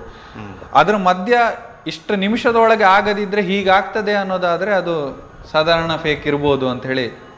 ಯಾಕಂದ್ರೆ ಇಷ್ಟು ಆಫರ್ ಇದೆ, ಒಂದು ಆಫರ್ 5 ನಿಮಿಷದೊಳಗೆ ಕ್ಲೋಸ್ ಆಗ್ತದೆ, ನೀವು ಅಷ್ಟರೊಳಗಡೆ ಮಾಡಿ ಅಂದ್ರೆ ನಾವು ಅಲ್ಲಿ ಡೌಟ್ಫುಲ್ ಮಾಡ್ಕೊಳ್ಬೇಕು ಅಂತ ಅರ್ಥ. ಓಕೆ, ಈ ಡಿಜಿಟಲ್ ಮೋಸಕ್ಕೆ ಒಳಗಾಗುವವರು ಹೆಚ್ಚಾಗಿ ಯಾರು? ಎಲ್ಲ ಲೆವೆಲಿನವರು ನಾನು ಹೇಳ್ಬೋದು. ಯಾಕಂದ್ರೆ ಯುವಕರಿಂದ ಹಿಡಿದು ವೃದ್ಧರವರೆಗೂ ಚಾನ್ಸಸ್ ಇದೆ. ಓಕೆ, ಇಷ್ಟೇ ಅಷ್ಟೇ ಅಂತಲ್ಲ, ಆದ್ರೆ ಅನ್ಎಜುಕೇಟೆಡ್ ಎಲ್ರು ಯಾಕಂದ್ರೆ ಎಜುಕೇಟೆಡ್ ಇರೋರು ಕೂಡ ಈಗ ಸ್ಕ್ಯಾಮ್ಗೆ ಒಳಗಾಗ್ತಾ ಇದ್ದಾರೆ. ಯಾಕಂದ್ರೆ ಆ ಪರಿಸ್ಥಿತಿ, ನಾವು ಯಾವ ಅರ್ಜೆನ್ಸಿ ಲೆವೆಲಲ್ಲಿ ಇರ್ತೇವೆ ಆ ಪರಿಸ್ಥಿತಿಯಲ್ಲಿ ನಮ್ಮ ಅಡ್ವಾಂಟೇಜ್ ಅನ್ನ ತಗೊಳ್ತಾರೆ. ನಾವು ಯಾವ ವೀಕ್ ಪಾಯಿಂಟ್ ಇದೆ ಅದನ್ನೇ ಅಡ್ವಾಂಟೇಜ್ ಆಗಿ ತಗೊಳ್ತಾರೆ. ಹಾಗಾಗಿ ಎಜುಕೇಟೆಡ್ ಆಗಿರಲಿ ಅಥವಾ ಅದೇ ಲಿಟ್ರಸಿ ಎಷ್ಟೇ ಪರ್ಸೆಂಟೇಜ್ ಇರಲಿ, ಮತ್ತು ಏಜ್ ಕೂಡ ಅಷ್ಟೇ, ಎಷ್ಟೇ ಸಣ್ಣವರಾಗಿರಲಿ ಎಷ್ಟೇ ದೊಡ್ಡವರಾಗಿರಲಿ, ಅದು ಎಲ್ಲ ಲೆವೆಲಲ್ಲಿಯೂ ಅಂತಂಥದ್ದೇ ಹ್ಯಾಕರ್ಸ್ ಇದ್ದಾರೆ, ಸ್ಕ್ಯಾಮರ್ಸ್ ಇದ್ದಾರೆ. ಓಕೆ, ನಮ್ಮ ಡೇಟಾ ಲೀಕ್ ಆಗಿದೆ ಅಥವಾ ಹ್ಯಾಕ್ ಆಗಿದೆ ಅಂತ ನಮ್ಮ ಗಮನಕ್ಕೆ ಬರುವಂಥ ಸಾಧ್ಯತೆಗಳು ಯಾವಾಗ? ಒಂದು, ನಮ್ಮ ಮೊಬೈಲ್ ಡಿವೈಸಸ್ ಅಥವಾ ಲ್ಯಾಪ್ಟಾಪ್ ಅಥವಾ ಈ ಥರ ಎಲೆಕ್ಟ್ರಾನಿಕ್ ಡಿವೈಸಸನ್ನು ನಾವು ಡೈಲಿ ಮಾನಿಟರಿಂಗ್ ಮಾಡ್ತಾ ಇದ್ದಾಗ, ಡೈಲಿ ಮಾನಿಟರಿಂಗ್ ಮಾಡದೇ ಇದ್ದಾಗ, ಒಂದು ಡೈಲಿ ಮಾನಿಟರಿಂಗ್ ಮಾಡ್ತಾ ಇದ್ದಾಗ ನಮಗೆ ಆ ಚೇಂಜಸ್ ಆಗುವುದನ್ನು ನಮಗೆ ಗಮನಕ್ಕೆ ಸಿಗ್ತದೆ. ನಿನ್ನೆ ತನಕ ಸರಿ ಇತ್ತು, ಇವತ್ತು ಯಾಕೆ ಒಂಥರ ವಿಚಿತ್ರವಾಗಿ ಇದು ಬೇರೆ ಥರ ಆಪ್ಷನ್ಸ್ ತೋರಿಸ್ತಾ ಇದೆ ಅಥವಾ ಬೇರೆ ಥರ ಇದು ರಿಯಾಕ್ಟ್ ಮಾಡ್ತಾ ಇದೆ ಅನ್ನೋದನ್ನು ನಾವು ಅದನ್ನು ಇಮಿಡಿಯೇಟ್ ಅಫಿಷಿಯಲ್ ಸರ್ವಿಸ್ ಸೆಂಟರಿಗೆ ತಗೊಂಡೋಗಿ ಅದನ್ನು ಟೆಸ್ಟಿಂಗ್ ಮಾಡಿಸ್ಬೋದು. ಯಾಕಂದರೆ ಎಲ್ಲ ಡಿಸ್ಟಿಕಲ್ಲಿ, ಎಲ್ಲ ಸಿಟೀಸಲ್ಲಿ, ಟೌನ್ಗಳಲ್ಲಿ ಇದ್ದೇ ಇರ್ತದೆ ಫೆಸಿಲಿಟಿ. ಅವರು ಚೆಕ್ ಮಾಡಿ ಅಫಿಷಿಯಲ್ ಆಗಿ ಹೇಳ್ತಾರೆ. ಲೋಕಲ್ ಮೊಬೈಲ್ ಶಾಪ್ಸ್ ಹೇಳ್ಬೋದು, ಹೇಳದೇ ಇರ್ಬೋದು, ಅವರದ್ದೇ ಆದ ಪದ್ಧತಿಗಳಿರ್ತದೆ. ಹಾಗಾಗಿ ಅದನ್ನು ನಾವು ಗ್ಯಾರಂಟಿ ಹೇಳಲಿಕ್ಕೆ ಆಗೋದಿಲ್ಲ. ಅಫಿಷಿಯಲ್ ಸರ್ವಿಸ್ ಸೆಂಟರ್ಸಲ್ಲಿ ಆದರೆ ಆ ಫೆಸಿಲಿಟಿ ಇದ್ದೇ ಇದೆ. ಹಾಗಾಗಿ ಯಾವ ಮೊಬೈಲ್ ಬ್ರ್ಯಾಂಡ್ ಇದೆ ಆ ಅಥರೈಸ್ಡ್ ಸರ್ವಿಸ್ ಸೆಂಟರ್ಗೆ ತಗೊಂಡೋಗಿ ಟೆಸ್ಟಿಂಗ್ ಮಾಡಬೇಕಾಗಿ ಕೇಳ್ಕೊಳ್ತೇನೆ. ಮತ್ತೆ ನಾರ್ಮಲ್ ಆಗಿ ಯಾವ ರೀತಿಯಲ್ಲಿ ಮಾಡಬಹುದು ಅದನ್ನು ಅವರೇ ಮಾಡ್ತಾರೆ.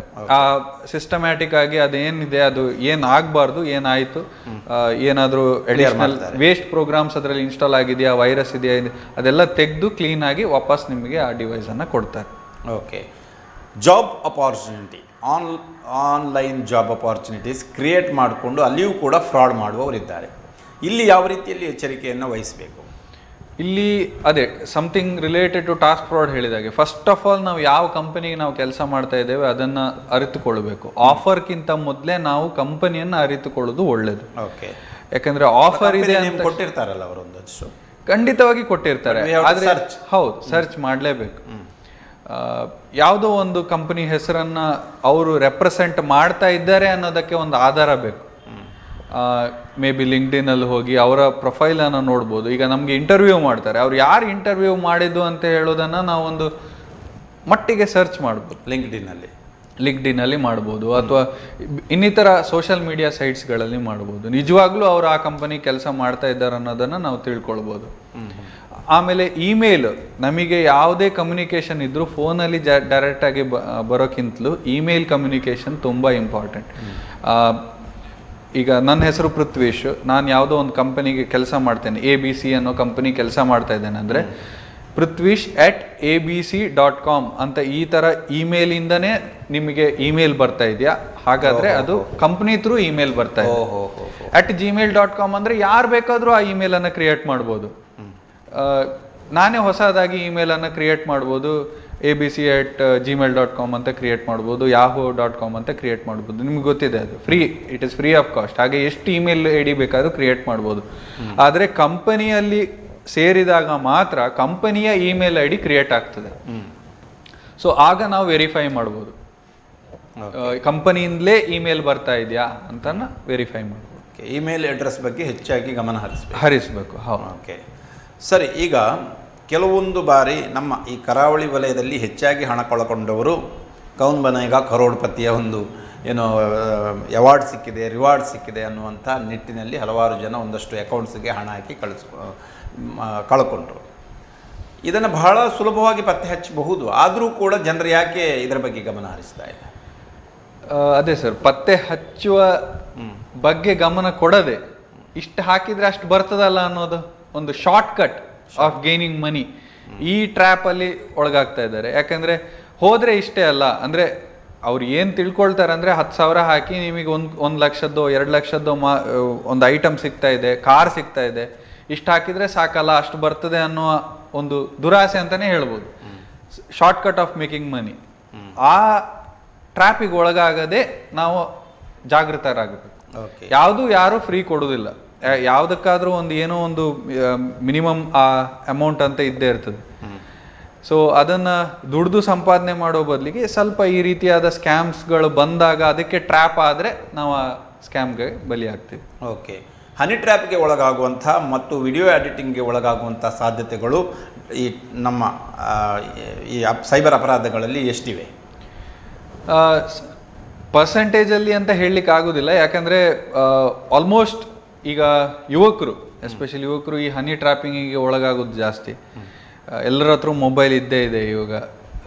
PUC ಆಗ್ತಾ ಇದ್ದಾಗೆ ಮೊಬೈಲ್ ಡಿವೈಸಸ್ ಎಲ್ಲರ ಕೈಲಿ. ಹಾಗೆ ಅದರಲ್ಲಿ ಕಮ್ಯುನಿಕೇಶನ್ ಮಾಡುವಾಗ ನಾವು ನಿಜವಾಗ್ಲೂ ಕರೆಕ್ಟ್ ವ್ಯಕ್ತಿಯೊಟ್ಟಿಗೆ ಕಮ್ಯುನಿಕೇಟ್ ಮಾಡ್ತಾ ಇದ್ದೇವಾ ಇಲ್ವಾ ಅನ್ನೋದನ್ನ ನಾವು ಅರಿತುಕೊಳ್ಬೇಕು. ಓಕೆ, ಅಥವಾ ಎಷ್ಟು ಕ್ರೈಮ್ ಹೆಚ್ಚುತ್ತಾ ಇದೆ ಅಲ್ಲ, ಹೆಚ್ಚಿಗೆ ಆಗ್ತಾ ಇದೆ. ನಾವು ಎಲ್ಲಿವರೆಗೂ ಅಂದರೆ ಈಗ ನಾವು ಪೇರೆಂಟ್ಸಿಗೆ ಹೇಳೋದಾದರೆ ನಿಮ್ಮ ಮಕ್ಕಳ ಮೊಬೈಲ್ ಡಿವೈಸಸನ್ನು ಸ್ವಲ್ಪ ಗಮನ ಕೊಡಿ. ಅದರಲ್ಲಿ ಅವ್ರು ಏನು ಮಾಡ್ತಾ ಇದ್ದಾರೆ, ಅಥವಾ ಈ ಮೆಸೆಂಜರ್ ಆ್ಯಪ್ಸ್ಗಳಲ್ಲಿ ಯಾರ ಜೊತೆ ಕಮ್ಯುನಿಕೇಟ್ ಮಾಡ್ತಾ ಇದ್ದಾರೆ ಅನ್ನೋದನ್ನು ಗಮನ ತಗೊಳ್ಳಿ. ಅಥವಾ ಈ ಮೊಬೈಲಲ್ಲಿ ಎಷ್ಟು ಹೊತ್ತು ಅವರು ಆ್ಯಕ್ಟಿವ್ ಇರ್ತಾರೆ ಅನ್ನೋದನ್ನು ನೀವು ಗಮನಕ್ಕೆ ತಗೊಳ್ಬೇಕಾಗ್ತದೆ. ಇಡೀ ದಿನ ಮೊಬೈಲಲ್ಲಿ ಏನು ಮಾಡಲಿಕ್ಕೆ ಇರೋದಿಲ್ಲ. ಹಾಗೆ ಮಾಡಿದ್ದೇ ಆದರೆ ಅದರಲ್ಲಿ ಏನೋ ಒಂದು ಈ ಥರ ಸ್ಕ್ಯಾಮ್ಗಳಿಗೋ ಅಥವಾ ಹನಿ ಟ್ರ್ಯಾಪಿಂಗೋ ಅಥವಾ ಏನೋ ಒಂದು ಹೋಗಿರ್ಬೋದು ಅಂತ ನಾನು ಹೇಳ್ಬಲ್ಲೆ. ಯಾಕಂದರೆ ಹೆಚ್ಚಂದರೆ ಒಂದು 2 ರಿಂದ 3 ಗಂಟೆ ಅಥವಾ 4 ಗಂಟೆ ಆ ಮೊಬೈಲಲ್ಲಿ ಕೆಲಸ ಇರ್ಬೋದು. ರಿಸರ್ಚ್ ಮಾಡೋದಾಗಿರ್ಬೋದು, ಪ್ರಾಜೆಕ್ಟ್ ವರ್ಕ್ ಆಗಿರ್ಬೋದು. ಹಾಗೆ ಅದಕ್ಕಿಂತಲೂ ಜಾಸ್ತಿ ಆದರೆ ಏನೋ ಈ ಸುಮ್ಮನೆ ಟೈಮ್ ವೇಸ್ಟ್ ಮಾಡುವಂಥದ್ದಲ್ಲಿ ಅವರು ಆ ಇದು ಮೊಬೈಲನ್ನು ಯೂಸ್ ಮಾಡ್ತಿದ್ದಾರೆ ಅಂತ. ಸೊ ಅದನ್ನು ಕಮ್ಮಿ ಮಾಡ್ಕೊಳ್ಳಿ. ಆದಷ್ಟು ಬೇರೆ ಹಾಬೀಸ್ ಇದ್ದರೆ ಅದನ್ನು ಯುಟಿಲೈಸ್ ಮಾಡ್ಕೊಳ್ಳಿ. ಪರಿಸರ ಒಳ್ಳೆಯದಾಗುವಂಥ ವಿಚಾರಗಳಲ್ಲಿ ಗಮನ ಹಾಕೊಳ್ಳಿ ಅಂತ ಹೇಳಲಿಕ್ಕೆ ಇಷ್ಟಪಡ್ತೀನಿ. ಸರಿ, ಸೈಬರ್ ಅಪರಾಧಗಳಲ್ಲಿ ಇತ್ತೀಚಿನ ದಿನಗಳಲ್ಲಿ ಮತ್ತೊಂದು ವಿಭಾಗ ಆರಂಭ ಆಗಿದೆ. ಒಬ್ಬರನ್ನು ಇನ್ಸಲ್ಟ್ ಮಾಡೋದು, ತೇಜೋವಧೆ ಮಾಡೋದು ಮತ್ತು ಪೊಲಿಟಿಕಲ್ ಆಗಿ ಅವನನ್ನು ದಮನ ಮಾಡುವಂಥ ನಿಟ್ಟಿನಲ್ಲಿಯೂ ಕೂಡ ಸೈಬರ್ ಕ್ರೈಮ್ಗಳು ಬಹಳಷ್ಟು ಕೆಲಸವನ್ನು ಮಾಡ್ತಾ ಇದೆ. ವಿಡಿಯೋಗಳನ್ನು ಮಾರ್ಕ್ ಮಾಡಿಕೊಂಡು ಏನೋ ಮಾಡಿಕೊಂಡು ಅದನ್ನು ಅವರನ್ನು ಇನ್ಸಲ್ಟ್ ಮಾಡ್ಕೊಂಡು ಆ ಮೂಲಕವಾಗಿ ಒಂದು ತಮ್ಮ ಅಸ್ತಿತ್ವವನ್ನು ಇಟ್ಟುಕೊಳ್ಳುವಂತಹ ಒಂದು ಪದ್ಧತಿ ಆರಂಭವಾಗಿದೆ. ಈ ಸೈಬರ್ ಕ್ರೈಮ್ ಬಗ್ಗೆ ಏನು ಹೇಳ್ತೀರಾ? ಈ ರೀತಿಯಾದ ಒಂದು ಸೆಗ್ಮೆಂಟ್ ಸಪ್ರೇಟೇ ಇದೆ ಸರ್. ಯಾಕಂದರೆ ಡಿಜಿಟಲ್ ಶೇಮಿಂಗ್ ಅಂತ ಏನು ಬರ್ತದೆ ಅದು ಸೆಗ್ಮೆಂಟ್ ಸಪ್ರೇಟೇ ಇದೆ. ಅವ್ರಿಗೆ ಕೆಲಸನೇ ಅದು. ಒಬ್ಬರನ್ನ ಇದು ಮಾಡೋದು, ಏನು ಡಿಫೇಮ್ ಮಾಡೋದು. ಇಲ್ದಿದ್ರೆ ಆ ವ್ಯಕ್ತಿತ್ವ ಒಳ್ಳೆಯ ವ್ಯಕ್ತಿತ್ವ ಆಗಿದ್ರೆ ಅದನ್ನು ಮಾರ್ಫಿಂಗ್ ಮಾಡಿ ಅವರ ಮರ್ಯಾದೆಯನ್ನು ತೆಗೆಯುವಂಥದ್ದು. ಸೆಲೆಬ್ರಿಟೀಸ್ ಆಗಿರಲಿ, ಪೊಲಿಟಿಷಿಯನ್ಸ್ ಆಗಿರಲಿ, ಹೀಗೆ ಹಲವಾರು ರೀತಿಯಲ್ಲಿ ಈ ಸೆಗ್ಮೆಂಟ್ ಬೇರೆ ಇರ್ತದೆ. ಇದಕ್ಕೆ ಏನು ಮಾಡಬೇಕು ಅಂದರೆ ಜನರೇ ಜಾಗೃತರಾಗಬೇಕು. ಈಗ ನಾವು ಏನೋ ಒಂದು ವಿಡಿಯೋ ಮಾಡಬೇಕಾದ್ರೆ ಪೋಸ್ಟಿಂಗ್ ಮಾಡಬೇಕಾದ್ರೆ 10 ಬಾರಿ ಯೋಚನೆ ಮಾಡಿನೇ ಪೋಸ್ಟ್ ಮಾಡಿರ್ತೇವೆ. ಸೊ ಇದು ಏನೋ ದುರ್ಬಳಕೆ ಆಗಬಹುದಾ ಸಾಧ್ಯತೆ ಇದ್ರೆ ಅದನ್ನ ನಾವು ಅವಾಯ್ಡ್ ಮಾಡಬೇಕು. ಎಷ್ಟೇ ಪಾಪ್ಯುಲಾರಿಟಿ ಗೇನ್ ಆಗಿರಲಿ, ಇನ್ನಾದರೂ ನಾವು ಅದನ್ನ ವಿಡಿಯೋಗಳನ್ನ ಪೋಸ್ಟ್ ಮಾಡಬೇಕಾದ್ರೆ ಯಾವುದೋ ಒಂದು ಪ್ಲೇಸಲ್ಲಿ ಪೋಸ್ಟ್ ಮಾಡುವಂಥದ್ದಾದ್ರೆ ಅದನ್ನ ನಾವು ಜಾಗ್ರತೆ ಆಗಬೇಕು. ಯಾಕಂದ್ರೆ ಪೋಸ್ಟ್ ಮಾಡಿದ ನಂತರ ಅದು ನಮ್ಮ ಕೈಯಲ್ಲಿ ಇರೋದಿಲ್ಲ, ಆನ್ಲೈನಲ್ಲಿ ಹರಡಾಡ್ತಾ ಇರ್ತದೆ.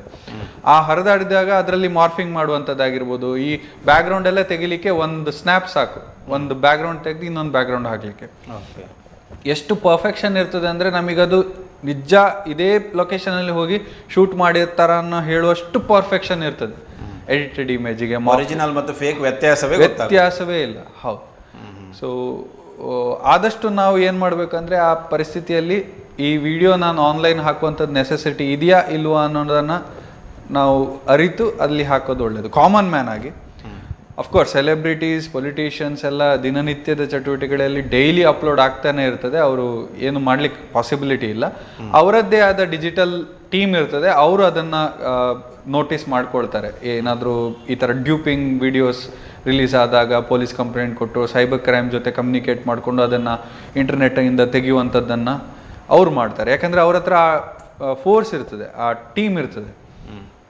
ಕಾಮನ್ ವ್ಯಕ್ತಿಗಳು ಆದಷ್ಟು ಅರಿತು ಆನ್ಲೈನಲ್ಲಿ ಏನು ವಿಡಿಯೋಗಳನ್ನು ಪೋಸ್ಟ್ ಮಾಡೋದಾಗಿರಲಿ, ಯೂಟ್ಯೂಬಲ್ಲಿ ಹಾಕೋದಾಗಿರಲಿ ಸ್ವಲ್ಪ ಜಾಗ್ರತೆ ಮಾಡಬೇಕು. ಓಕೆ. ಸೈಬರ್ ಫ್ರಾಡ್ಸ್ಗಳಿಗೆ ಮತ್ತು AI ಫ್ರಾಡ್ಗಳಿಗೆ ಒಂದು ಫರ್ಮ್ ತುತ್ತಾಗುವ ಸಾಧ್ಯತೆ ಇದೆಯಾ? ಒಂದು ಕಂಪನಿಗಳು ಇದೆ, ಅದು ಇನ್ವೆಸ್ಟಿಗೇಷನ್ ಅಂತ ಬಂದಾಗ ಅದು ಪೊಲೀಸವರೇ ಮಾಡಬೇಕಾಗ್ತದೆ. ಈಗ ಆಲ್ರೆಡಿ ಡಿಫೆನ್ಸಿವ್ ಸೆಕ್ಟರಲ್ಲಿ ತುಂಬ ಕಂಪನಿಗಳು ಆಲ್ರೆಡಿ ಸ್ಟಾರ್ಟಪ್ಗಳು ಕ್ರಿಯೇಟ್ ಆಗಿದೆ. ಯಾವ ರೀತಿ ಅಂದರೆ ಡಿಫೆನ್ಸಿವ್ ಲೈನ್, ಯಾವುದಾದ್ರೂ ಸ್ಕ್ಯಾಮ್ಗಳು ಒಳಗಾಗೋ ಮೊದಲೇ ನಮ್ಮನ್ನು ಸೆಕ್ಯೂರ್ ಆಗಿ ಡಿಜಿಟಲೈ ಸೆಕ್ಯೂರ್ ಆಗಿ ಇರುವಂಥದ್ದಕ್ಕೆ ಸ್ವಲ್ಪ ನಾನು ಈಗ ಆ್ಯಂಟಿವೈರಸ್ ಎಲ್ರಿಗೂ ಪಾಪ್ಯುಲರ್ ಆಗಿದೆ, ಆ ರೀತಿಯಲ್ಲಿ ಹೇಳ್ಬೋದು. ಆ್ಯಂಟಿವೈರಸ್ ಅದೇ ರೀತಿ ಡಿಫೆನ್ಸಿವ್ ಆಗಿ ಒಂದು ಅಪ್ಲಿಕೇಶನನ್ನು ನಮ್ಮ ಮೊಬೈಲಲ್ಲಿ ಇನ್ಸ್ಟಾಲ್ ಆಗಿ ನಾವು ಯಾವುದೋ ಒಂದು ಫೇಕ್ ಲಿಂಕ್ ಕ್ಲಿಕ್ ಮಾಡುವಾಗ ಅದು ಹೇಳ್ತದೆ ಅದು ಫೇಕಾ ರಿಯಲ್ಲ ಅಂತ ಹೇಳುವಂಥ ಸಿಸ್ಟಮ್ ಈಗ ಡೆವಲಪ್ ಆಗ್ತಾ ಇದೆ. It is in the developing stage ಅಷ್ಟೇ. ಅದನ್ನು ನಾನು ಪರ್ಫೆಕ್ಟ್ ಆಗಿ ಇಂಥದ್ದೇ ಕಂಪನಿ ಅಂತ ಹೇಳುವಾಗಿಲ್ಲ, ಯಾಕಂದ್ರೆ ಎಲ್ಲ ಕಂಪನಿಗಳು, ಎಲ್ಲ ಸ್ಟಾರ್ಟ್ಅಪ್ ಕಂಪನಿಗಳು ಡೆವಲಪಿಂಗ್ ಮೋಡಲ್ಲಿದೆ. ಎಲ್ಲಿವರೆಗೆ ಮಾಡ್ಬೋದು ಅಂದರೆ ಡೈಲಿ ಅಪ್ಡೇಟ್ಸನ್ನು ಬಿಟ್ಟಾಗ ಅದನ್ನು ಚೆಕ್ ಮಾಡಿ ರಿಲೀಸ್ ಮಾಡ್ತಾರಲ್ಲ, ಅಪ್ಡೇಟ್ಸನ್ನು ರಿಲೀಸ್ ಮಾಡ್ತಾರ, ಅಲ್ಲಿವರೆಗೂ ಅವರು ಡೆವಲಪಿಂಗ್ ಸ್ಟೇಜಲ್ಲೇ ಇರ್ತಾರೆ. ಸಾಧಾರಣ 2 ರಿಂದ 3 ವರ್ಷ ಅದರಲ್ಲೇ ಪರ್ಫೆಕ್ಷನ್ ಆದಾಗ ಅವರು ಡೆವಲಪ್ಡ್ ಸ್ಟೇಜಿಗೆ ರೀಚ್ ಆಗ್ಬೋದು. ಅಥವಾ ರಿಯಲ್ ಟೈಮ್ ಅಪ್ಲಿಕೇಶನ್ ಇಮಿಡಿಯೇಟ್, ಈಗ ಒಂದು ಫೇಕ್ ಲಿಂಕ್ ಕ್ಲಿಕ್ ಮಾಡಿದರೂ ಕೂಡ ಅದು ಬ್ಲಾಕ್ ಆಗ್ತಾ ಇದೆ, ಡಿಜಿಟಲಲ್ಲಿ ನಾವು ಸೆಕ್ಯೂರ್ ಆಗಿರ್ಬೋದು ಅನ್ನೋ ಸ್ಟೇಜಿಗೆ ತಲುಪಿದಾಗ ನಾವು ಹೇಳ್ಬೋದು ಓಕೆ ಈ ಆ್ಯಪ್ ಈ ಸ್ಟೇಜಿಗೆ ಬಂದಿದೆ ಅಂತ. ಹಾಗೆ ಆಪರ್ಚುನಿಟೀಸ್ ಇದೆ, ಇವನ್ ಹೊಸದಾಗಿ ಇವತ್ತಿಂದ ಸ್ಟಾರ್ಟ್ ಮಾಡುವವರಿಗೂ ಸಹ ಆಪರ್ಚುನಿಟೀಸ್ ಇದೆ. ಓಕೆ ವೀಕ್ಷಕರೇ, ಮುಖಾಮುಖಿ ಕಾರ್ಯಕ್ರಮದಲ್ಲೊಂದು ವಿರಾಮದ ಬಳಿಕ ಮತ್ತೆ ಮುಖಾಮುಖಿ ಕಾರ್ಯಕ್ರಮ ಮುಂದುವರಿಯುತ್ತದೆ.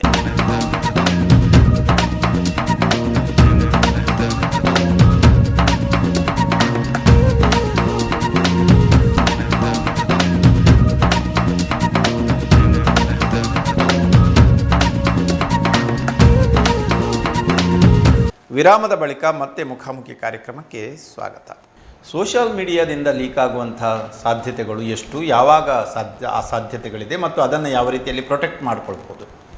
ಫೇಸ್ಬುಕ್ನಿಂದ ಕಂಪ್ಲೀಟ್ ಸರ್, ಅಂದರೆ ಸೋಷಿಯಲ್ ಮೀಡಿಯಾದಿಂದ ಏನು ಆಗಬಹುದು ಆಗಬಾರ್ದು ಅನ್ನೋದನ್ನು ನಾವು ಡಿಸೈಡ್ ಮಾಡಲಿಕ್ಕೆ ಸಾಧ್ಯ ಇಲ್ಲ. ಯಾಕಂದರೆ ವಿ ಕ್ಯಾನ್ ಬಿ ಎನಿವನ್ಸ್ ಟಾರ್ಗೆಟ್. ಅಲ್ಲ, ಸುಲಭದಲ್ಲಿ ಅದನ್ನು ಹ್ಯಾಕ್ ಮಾಡಲಿಕ್ಕೆ ಆಗುತ್ತೆ. ಹ್ಯಾಕಿಂಗ್ ಸಾಧ್ಯತೆಗಳನ್ನು ನಾನು ನೆಕ್ಸ್ಟ್ ಪಾಯಿಂಟಲ್ಲಿ ಹೇಳ್ತೀನಿ. ಆದರೆ ನಾವು ಟಾರ್ಗೆಟ್ ಆಗಿದೇವಾ ಇಲ್ವಾ ಅನ್ನೋದು ನಮಗೆ ಗೊತ್ತೇ ಆಗ್ಲಿಕ್ಕಿಲ್ಲ. ಯಾಕಂದ್ರೆ any time we can be ಆಗಿ, ಸೆಲೆಬ್ರಿಟೀಸ್ ಆಗಿರಲಿ ಅಥವಾ ಪೊಲಿಟಿಷಿಯನ್ಸ್ ಆಗಿರಲಿ, ಕಾಮನ್ ಮ್ಯಾನ್ ಆಗಿರಲಿ, ಎಲ್ಲ ಪಾಸಿಬಿಲಿಟೀಸು ಒಂದೇ. ಕಾಮನ್ ಮ್ಯಾನ್ ಇದು ಬೇಕಾದ್ರೆ ಜಾಸ್ತಿ ಇರ್ಬೋದು, ಯಾಕಂದ್ರೆ ನಮ್ಮ ಅಕೌಂಟನ್ನು ಯಾರು ಹ್ಯಾಕ್ ಮಾಡ್ತಾರೆ ಅನ್ನೋ ಕಾನ್ಸೆಪ್ಟಲ್ಲಿ ಇರ್ತಾರೆ. ಆದರೆ ಅವರಿಂದ ಹ್ಯಾಕ್ ಮಾಡಿದರೆ ಏನಾದರೂ ಫೈನಾನ್ಷಿಯಲಿ ಬೆನಿಫಿಟ್ ಇದ್ದರೆ ಖಂಡಿತವಾಗಿ ಕಾಮನ್ ಮ್ಯಾನಿಗೆ ಕೂಡ ಹ್ಯಾಕಿಂಗ್ ಆಗುವ ಸಾಧ್ಯತೆ ಇರ್ತದೆ. ಎಷ್ಟರ ಮಟ್ಟಿಗೆ ಜಾಗ್ರತೆ ಆಗ್ಬೋದು, ಒಂದು ಪಾಸ್ವರ್ಡನ್ನು ಸ್ಟ್ರಾಂಗ್ ಇಡುವಂಥದ್ದಾಗಿರ್ಬೋದು. ಸೆಕೆಂಡ್ ಒನ್ 2 ಫ್ಯಾಕ್ಟರ್ ಅಥೆಂಟಿಕೇಶನ್, ಅಂದರೆ ಪಾಸ್ವರ್ಡ್ ಮರ್ತು ಹೋದರೆ OTP ಬಂದು ನಾವು ಇಮೇಲ್ ಬಂದು ನಾವು ರಿಕವರಿ ಮಾಡ್ತೇವೆ ಆ ಅಕೌಂಟನ್ನು, ಅದನ್ನು ಆನ್ ಮಾಡಿ ಇಟ್ಕೊಳ್ಬೇಕು. ಇನ್ನೊಂದು ನಾವು ಹಾಕುವ ಡೇಟಾ, ನಾವು ಈಗ ಸಿಂಪಲ್ ಆಗಿ ನಾವೇನು ಪೋಸ್ಟ್ ಮಾಡ್ತೇವೆ, ಇಲ್ಲಿ ಹೋದ್ವಿ ಅಲ್ಲಿ ಹೋದ್ವಿ, ಎಲ್ಲ ಕಡೆ ಹೋದಲ್ಲೆಲ್ಲ ಪೋಸ್ಟ್ ಮಾಡೋದು, ನಾನು ಇಲ್ಲಿದ್ದೀನಿ ಅಲ್ಲಿದ್ದೀನಿ, ಈ ಥರ ಮಾಡ್ತಾ ಇದ್ದೀನಿ, ಫ್ಲೈಟ್ ಹತ್ತಿದ್ದೀನಿ, ಇಲ್ಲಿ ಏರ್ಪೋರ್ಟಿಗೆ. ತುಂಬ ಡೇಂಜರಸ್. ಪ್ರತಿ ಒಂದು ಇನ್ಫಾರ್ಮೇಷನನ್ನು ನಾವು ಆನ್ಲೈನಲ್ಲಿ ಹಾಕೋದು ಅಷ್ಟು ಒಳ್ಳೇದಲ್ಲ. ಅದು it is a threat to our privacy. So ಅದರಿಂದಾಗಿ ನಮ್ಮ ಟ್ರ್ಯಾಕ್ ಮಾಡ್ಬೋದು, ಅಂದರೆ ನಮ್ಮ ಇನ್ಫಾರ್ಮೇಷನ್ ನಾವು ಎಲ್ಲೆಲ್ಲಿ ಹೋಗ್ತಾ ಇದ್ದೇವೆ ಎಲ್ಲ ಇನ್ಫಾರ್ಮೇಷನನ್ನು ಟ್ರ್ಯಾಕ್ ಮಾಡೋ ಸಾಧ್ಯತೆಗಳಿದೆ. ನಮ್ಮ ಇಂಟ್ರೆಸ್ಟನ್ನು ಉಪಯೋಗಿಸ್ಕೊಂಡು ಅವರು ಅದನ್ನು ಅಡ್ವಾಂಟೇಜ್ ಆಗಿ ತಗೊಳ್ತಾರೆ. ಫ್ರೆಂಡ್ ರಿಕ್ವೆಸ್ಟ್ಗೂ ಕೂಡ ಇಂಟ್ರಾಕ್ಷನ್ ಮಾಡಬಾರ್ದು. ಹಾಗೆ. ಓಕೆ.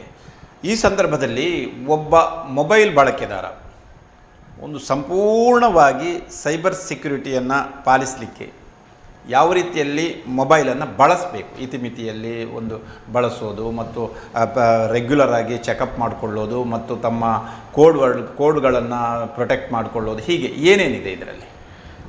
ಫಸ್ಟ್ ಥಿಂಗ್, ನಾವು ಮೊಬೈಲನ್ನು ಖರೀದಿ ಮಾಡಬೇಕಾದ್ರೆ ಅಲ್ಲಿಂದಲೇ ಸೆಕ್ಯೂರಿಟಿ ಸ್ಟಾರ್ಟ್ ಆಗ್ತದೆ. ನಾವು ಯಾವ ಖರೀದಿ ಮಾಡುವಾಗಲೇ ಸೆಕ್ಯೂರಿಟಿ ಸ್ಟಾರ್ಟ್ ಆಗುತ್ತೆ. ಹೌದು, ಯಾಕೆಂದರೆ ಯಾವ ಉದ್ದೇಶಕ್ಕೆ ನಾವು ಅದನ್ನು ಖರೀದಿ ಮಾಡ್ತಾ ಇದ್ದೇವೆ ಅನ್ನೋದನ್ನು ಫಸ್ಟ್ ಥಿಂಗ್.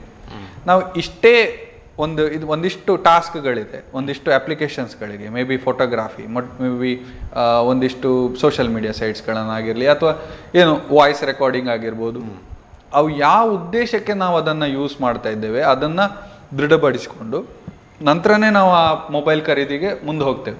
ಓಕೆ. ಆ ಖರೀದಿ ಮಾಡುವಾಗಲೇ ನಾವು ಸೆಕ್ಯೂರಿಟಿ ಫ್ಯಾಕ್ಟರ್ಸನ್ನು ಚೆಕ್ ಮಾಡ್ಕೊಳ್ಬೇಕಾಗ್ತದೆ. ಇದಿಷ್ಟು ಸೆಕ್ಯೂರ್ ಇದೆಯಾ, ಈ ನನ್ನ ಬಳಕೆ ಮಾಡುವಂತಹ ಒಂದು ಅಪ್ಲಿಕೇಶನ್ಸ್ನನ್ನು ಆ ಮೊಬೈಲು ಸೆಕ್ಯೂರ್ ಆಗಿ ಇಟ್ಕೊಳ್ಬೋದಾ ಅನ್ನೋದನ್ನು ನಾವು ಚೆಕ್ ಮಾಡ್ಕೊಳ್ಬೇಕಾಗ್ತದೆ.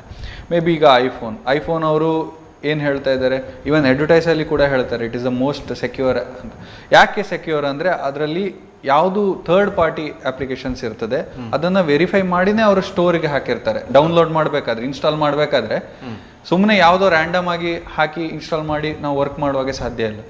ಈಗ ಆ್ಯಂಡ್ರಾಯ್ಡಲ್ಲಿ ಹೇಳೋದಾದರೆ, ಆ್ಯಂಡ್ರಾಯ್ಡಲ್ಲಿ ಥರ್ಡ್ ಪಾರ್ಟಿ, ಇವತ್ತು ನಾನು ಒಂದು ಕ್ಲಿಕ್ಕಲ್ಲಿ ಕೂಡ ಒಂದು ಸಾಫ್ಟ್ವೇರ್ ಅಥವಾ APK ಅನ್ನೋ ಒಂದು ಫೈಲ್ನ ಜನ್ರೇಟ್ ಮಾಡ್ಬೋದು. ಅದನ್ನು ಇವತ್ತು ನನ್ನ ಮೊಬೈಲಿಗೆ ಹಾಕಿ ಯೂಸ್ ಮಾಡಿ ನಾನು ವರ್ಕ್ ಮಾಡ್ಬೋದು. ಜಸ್ಟ್ ಆ ಎಕ್ಸಾಂಪಲ್ ಆಗಿ ಎಷ್ಟು ಫೇಕ್ ಕ್ರಿಯೇಷನ್ ಆಗಿರ್ತದೆ ಆನ್ಲೈನಲ್ಲಿ, ಡಿಜಿಟಲಲ್ಲಿ ಎಷ್ಟು ಈ ಥರ ಇನ್ಬಿಲ್ಟ್ ಆ್ಯಪ್ಸ್ಗಳಿರ್ತವೆ, ಅದರ ಅಲ್ಲದೆ ಹೊರಗಿಂದ ಇನ್ಸ್ಟಾಲ್ ಮಾಡುವಂಥ ಆ್ಯಪ್ಸ್ಗಳಿರ್ತದೆ. ಸೊ ಅದನ್ನೆಲ್ಲದನ್ನು ವೆರಿಫೈ ಮಾಡಿ ನಾವು ಇನ್ಸ್ಟಾಲ್ ಮಾಡಲಿಕ್ಕೆ ಸಾಧ್ಯವೇ ಇಲ್ಲ. ಸೊ ಅದು ನಾವು ವೆರಿಫೈ ಮಾಡಬೇಕು ಅಷ್ಟೇ. ನನಗಿದು ನಿಜವಾಗಿಯೂ ಅಗತ್ಯ ಇದೆಯಾ ಇಲ್ವಾ ಅನ್ನೋದು ವೆರಿಫೈ ಮಾಡಿಕೊಂಡು ನಾವು ಆ ಮೊಬೈಲ್ ಖರೀದಿ ಆಗಿರಲಿ ಅಥವಾ ಖರೀದಿ ಆದ ನಂತರ ಆ ಬಳಕೆಯನ್ನು ನಾವು ಗಮನದಲ್ಲಿಟ್ಕೊಂಡು ನಾವು ಯೂಸ್ ಮಾಡಬೇಕು. ನೆಕ್ಸ್ಟ್ ಡೈಲಿ ಯೂಸೇಜ್, ಅಂದರೆ ನಾನು ಡೈಲಿ ಯೂಸೇಜ್ ಮಾಡ್ತಾ ಇರ್ತೀನಿ, ಚೇಂಜಸ್ ಏನಾಗ್ತದೆ ಅದನ್ನು ನಾನು ಗಮನಕ್ಕೆ ತಗೊಳ್ಬೇಕು. ಏನಾದರೂ ಚೇಂಜಸ್ ಆಗಿದ್ದರೆ ಇಮಿಡಿಯೇಟ್ ನಮಗೆ ಓಕೆ, ನಾವು ನೋಡ್ತಾ ನೋಡ್ತಾ ನಮಗೇನು ಸರಿ ಮಾಡ್ಬೋದು ಅದನ್ನು ನಾವು ಸರಿ ಮಾಡ್ಬೋದು. ಒಂದು ವೇಳೆ ಸರಿ ಮಾಡ್ಲಿಕ್ಕೆ ಆಗದೇ ಇದ್ದರೆ ಅಫಿಷಿಯಲ್ ಅಥರೈಸ್ಡ್ ಸರ್ವಿಸ್ ಸೆಂಟರ್ಗೆ ಹೋಗಿ ಅಲ್ಲಿ ಸರಿ ಮಾಡಿಸ್ಕೊಳ್ಬೋದು. ಮತ್ತೆ ಇದು ಮೊಬೈಲಲ್ಲಿ ಕೂಡ ಲ್ಯಾಪ್ಟಾಪಲ್ಲಿ ಕೂಡ ಎರಡು, ಅಥವಾ ಯಾವುದೇ ಎಲೆಕ್ಟ್ರಾನಿಕ್ ಡಿವೈಸಸ್ಸಲ್ಲಿ ಈ ಥರ. ಓಕೆ. ಒಮ್ಮೆ ಫ್ರಾಡ್ಗೆ ತುತ್ತಾದವರು ಮತ್ತೆ ಯಾವ ರೀತಿಯಲ್ಲಿ ಮುನ್ನೆಚ್ಚರಿಕೆ ವಹಿಸಬೇಕು? ತುತ್ತಾದವರು ಇಮಿಡಿಯೇಟ್ ಸೈಬರ್ ಸೆಲ್ಲಿಗೆ ಅಥವಾ ಪೊಲೀಸ್ ಸ್ಟೇಷನಿಗೆ, ನಿಯರೆಸ್ಟ್ ಪೊಲೀಸ್ ಸ್ಟೇಷನಿಗೆ ಹೋಗಿ ಕಂಪ್ಲೇಂಟ್ ರಿಜಿಸ್ಟರ್ ಮಾಡ್ಬೋದು. ಅವ್ರು ಖಂಡಿತವಾಗಿ 100% ಅವರ ಆಗುವಷ್ಟು ಸಹಾಯವನ್ನು ಮಾಡ್ತಾರೆ. ಒಂದು ವೇಳೆ ರೀಚಬಲ್ ಅಂದರೆ ಈಗ ಹತ್ತಿರ ಎಲ್ಲಿಯೂ ಪೊಲೀಸ್ ಸ್ಟೇಷನ್ ಇಲ್ಲ, ನಾನು ಟ್ರಾವೆಲಿಂಗಲ್ಲಿದ್ದೆ, ಈ ರೀತಿ ಏನಾದರೂ ಸಮಸ್ಯೆ ಆದರೆ 1930 ಅನ್ನುವ ಸೈಬರ್ ಕ್ರೈಮ್ ಹೆಲ್ಪ್ಲೈನ್ ನಂಬರಿಗೆ ಕಾಂಟ್ಯಾಕ್ಟ್ ಮಾಡ್ಬೋದು. 1930, ಇನ್ನೊಮ್ಮೆ ಹೇಳ್ತೇನೆ, 1930 ನಂಬರಿಗೆ ಕಾಲ್ ಮಾಡಿದ ತಕ್ಷಣ ನಿಮಗೆ ಬೇಕಾದ ಹೆಲ್ಪನ್ನು ಅವರು ಪ್ರೊವೈಡ್ ಮಾಡ್ತಾರೆ. ಅವರು ಕರೆಕ್ಟಾಗಿ ಗೈಡ್ ಮಾಡ್ತಾರೆ. ಯಾಕಂದರೆ ಎಲ್ಲ ಟೈಮು ನನಗೆ ಫೋನ್ ಮಾಡಿ ಅಂದರೆ ನಾನು ಅವೈಲೇಬಲ್ ಇರೋಲ್ಲ, ನಾನು ಬೇರೆ ಬೇರೆ ಕೆಲಸಗಳಲ್ಲಿ ಇರುವ ಕಾರಣ, ಅಥವಾ ನಿಮಗೆ ಪರಿಚಯದವರು ಆ ಸಂದರ್ಭದಲ್ಲಿ ಸಂಪರ್ಕಕ್ಕೆ ಸಿಗದೇ ಇದ್ದಾಗ ನೀವು ಈ ನ್ಯಾಷನಲ್ ಹೆಲ್ಪ್ಲೈನ್ ನಂಬರಿಗೆ ಕಾಲ್ ಮಾಡಿ ನಿಮ್ಮ ಸಮಸ್ಯೆ ಏನಾದರೂ ಇದ್ದರೆ ಅದಕ್ಕೆ ರೆಸ್ಪಾನ್ಸನ್ನು ನೀವು ಪಡೆದುಕೊಳ್ಬೋದು. ಓಕೆ. ನಮ್ಮ ಡೇಟಾನನ್ನು ಕೆಲವರು ಕದ್ದು ಆ ಮೂಲಕವಾಗಿ ಬ್ಯಾಂಕ್ನಿಂದ ಹಣವನ್ನು ಡ್ರಾ ಮಾಡಿಕೊಂಡ್ರೆ ಆ ಸಂದರ್ಭದಲ್ಲಿ ನಮ್ಮ ಅರಿವಿಗೆ ಬರುತ್ತೆ ಇಷ್ಟು ಹಣ ವಿತ್ಡ್ರಾವಲ್ ಆಯಿತು ಆಯ್ತು. ಆ ಸಂದರ್ಭದಲ್ಲಿ ಏನು ಮಾಡಬೇಕು? ಮೊಟ್ಟ ಮೊದಲ ಬಾರಿಗೆ 1930 ನಂಬರ್ಗೆ ಕಾಲ್ ಮಾಡಬೇಕು. ಅಲ್ಲಿ ಆ ತಕ್ಷಣ ಅವರು ಸಹ ಬ್ಯಾಂಕಿಗೆ ಇಂಟಿಮೇಷನ್ ಕೊಡ್ತಾರೆ, ನಾವು ಕೂಡ ಬ್ಯಾಂಕಿನ ಟೋಲ್ ಫ್ರೀ ನಂಬರಿಗೆ ಇಂಟಿಮೇಷನ್ ಕೊಡಬೇಕು. ಪ್ರತಿಯೊಂದು ಬ್ಯಾಂಕಿದು ಅವರವರದ್ದೇ ಆದ ನಂಬರ್ ಇರ್ತದೆ. ಕಸ್ಟಮರ್ ಕೇರ್ ನಂಬರಿಗೆ ಕಾಲ್ ಮಾಡಿದ ತಕ್ಷಣ ನಾವು ಫಸ್ಟ್ ಮಾಡಬೇಕಾದ್ದು ಕಾರ್ಡ್ ಬ್ಲಾಕ್, ಅಕೌಂಟ್ ಫ್ರೀಸ್. ಯಾಕಂದ್ರೆ ಇನ್ನೂ ದುಡ್ಡು ಕಳ್ಕೊಳ್ಬಾರ್ದು. ದುಡ್ಡು ಇರಲಿ ಇಲ್ಲದೇ ಇರಲಿ, ಈಗ ಒಂದು ವೇಳೆ ಎಲ್ಲ ಖಾಲಿ ಆಯಿತು ಇನ್ನೇನು ಇಲ್ಲ ಹೇಳಿದ್ರು ಬಿಡಬಾರ್ದು, ಫ್ರೀಸ್ ಮಾಡಬೇಕು. ಫಸ್ಟ್ ಆಫ್ ಆಲ್ ಫ್ರೀಸ್ ಮಾಡಬೇಕು. ಆ ಫ್ರೀಸ್ ಮಾಡಿದ ನಂತರ ಆ ಆಪರೇಷನ್ ಎಲ್ಲ ಸ್ಟಾಪ್ ಆಗ್ತದೆ. ಸೊ ಸ್ಟಾಪ್ ಆದ ತಕ್ಷಣ ನಾವು ಈ ಪೊಲೀಸ್ ಅವರು ಅಷ್ಟರೊಳಗೆ ಏನಾದರೂ ಒಂದು ಟಿಕೆಟ್ ರೈಸ್ ಮಾಡಿದ್ದಾಗಿರ್ಬೋದು ಅಥವಾ ರೆಫರೆನ್ಸ್ ಐ ಡಿ ಆಗಿರ್ಬೋದು ಕೊಟ್ಟಿದ್ದನ್ನು ಹಗಲು ಹೊತ್ತಾದರೆ ದಯವಿಟ್ಟು ಪೊಲೀಸ್ ಸ್ಟೇಷನಿಗೆ ಹೋಗಿ ರಿಟರ್ನ್ ಕಂಪ್ಲೇಂಟನ್ನು ಕೊಡ್ಬೋದು. ಅಥವಾ ಅವರೇ ಹೇಳ್ತಾರೆ, ಈಗ 1930 ಕಾಲ್ ಮಾಡಿದಾಗ ಅವರೇ ಹೇಳ್ತಾರೆ ನೆಕ್ಸ್ಟ್ ಸ್ಟೆಪ್ ಏನು ಮಾಡಬೇಕು ಅಂತ. ಆ ಸ್ಟೆಪ್ಪನ್ನು ದಯವಿಟ್ಟು ಕಂಪ್ಲೀಟ್ ಮಾಡಿ. ಓಕೆ. ಈ ಫ್ರಾಡ್ ಆದದ್ದಕ್ಕೆ ಒಂದಷ್ಟು ಎವಿಡೆನ್ಸನ್ನು ಯಾವ ರೀತಿಯಲ್ಲಿ ನಾವು ಪ್ರೊಟೆಕ್ಟ್ ಮಾಡ್ಕೊಳ್ಬೇಕು?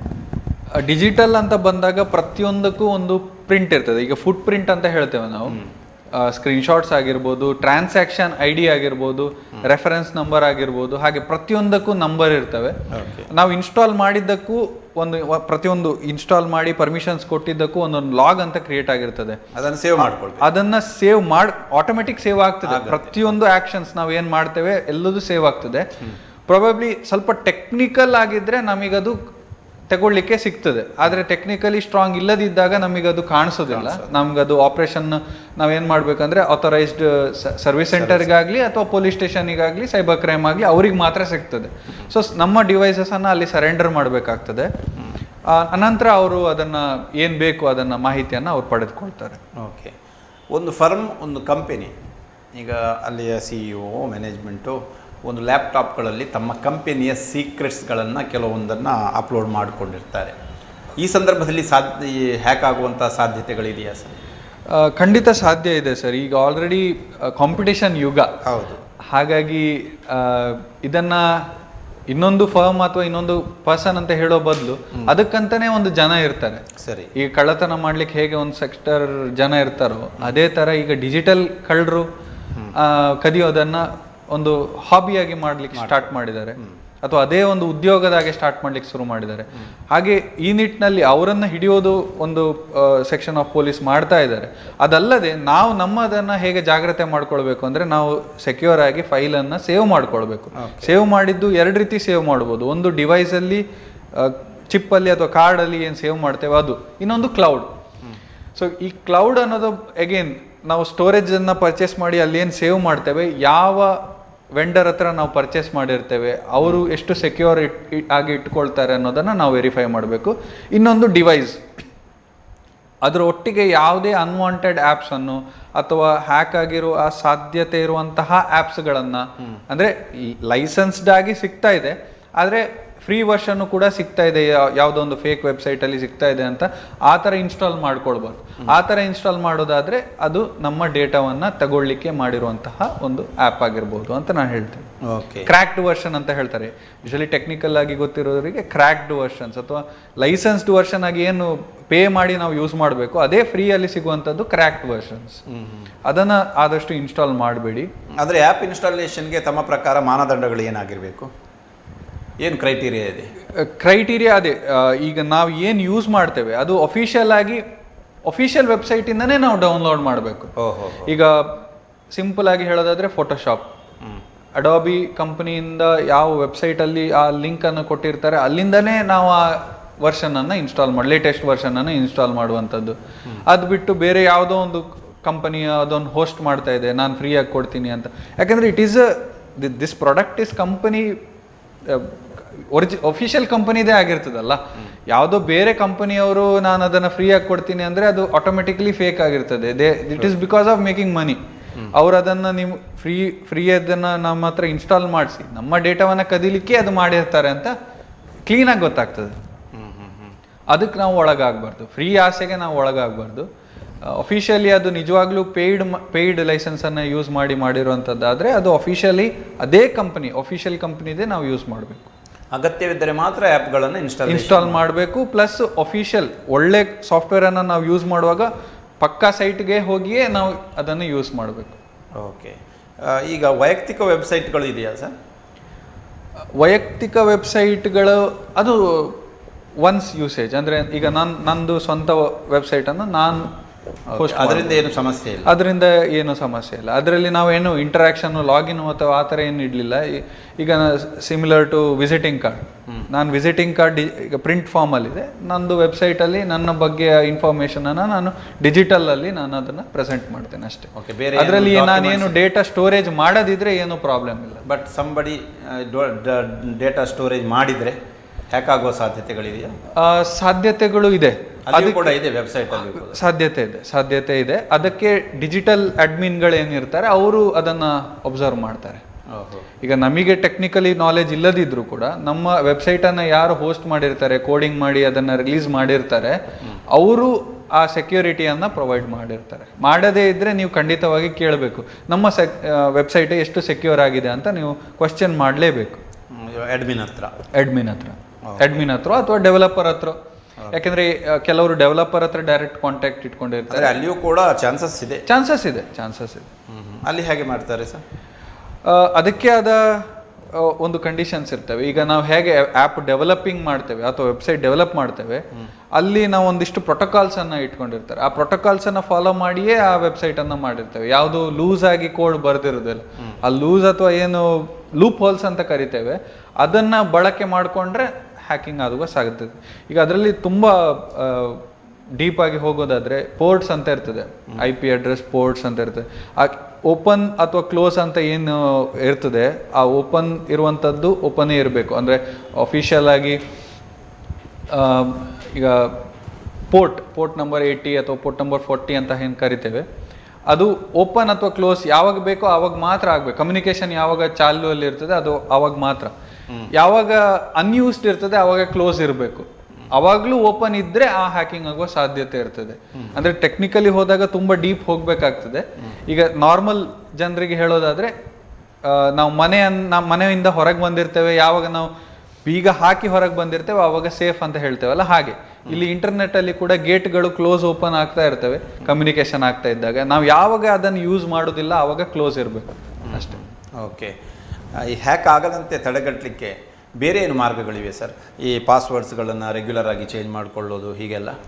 6 ತಿಂಗಳಿಗೊಮ್ಮೆ ಅಥವಾ 1 ವರ್ಷಕ್ಕೊಮ್ಮೆ ಆ ಸ್ಟ್ರಾಂಗ್ ಪಾಸ್ವರ್ಡ್ ಏನು ನಾವು ಕೊಟ್ಟಿರ್ತೇವೆ ಅದನ್ನು ಚೇಂಜ್ ಮಾಡ್ಕೊಳ್ಬೇಕು. ಹೌದು, ಓಕೆ. 6 ತಿಂಗಳಿಗೊಮ್ಮೆ ಅಥವಾ 1 ವರ್ಷಕ್ಕೊಮ್ಮೆ ಅಟ್ಲೀಸ್ಟ್. ಇದು ರೆಗ್ಯುಲರೈಸ್ ಮಾಡೋದು ರೆಗ್ಯುಲರ್. ಹೌದು, ಕಂಟಿನ್ಯೂ ಆಗಿ ಲಾಂಗ್ ಆಗಿ ಇಡೋದು ಅಷ್ಟೊಂದು ಒಳ್ಳೆಯದಲ್ಲ. ಓಕೆ, ಸೈಬರ್ ಸೆಕ್ಯೂರಿಟಿ ಕನ್ಸಲ್ಟೆಂಟ್ ಆಗಿ ತಾವೀಗ ಈಗ ಹೆಚ್ಚುತ್ತಾ ಇರುವಂತಹ ಈ ಮೋಸಗಳ ಬಗ್ಗೆ ಏನು ಹೇಳ್ತೀರಾ?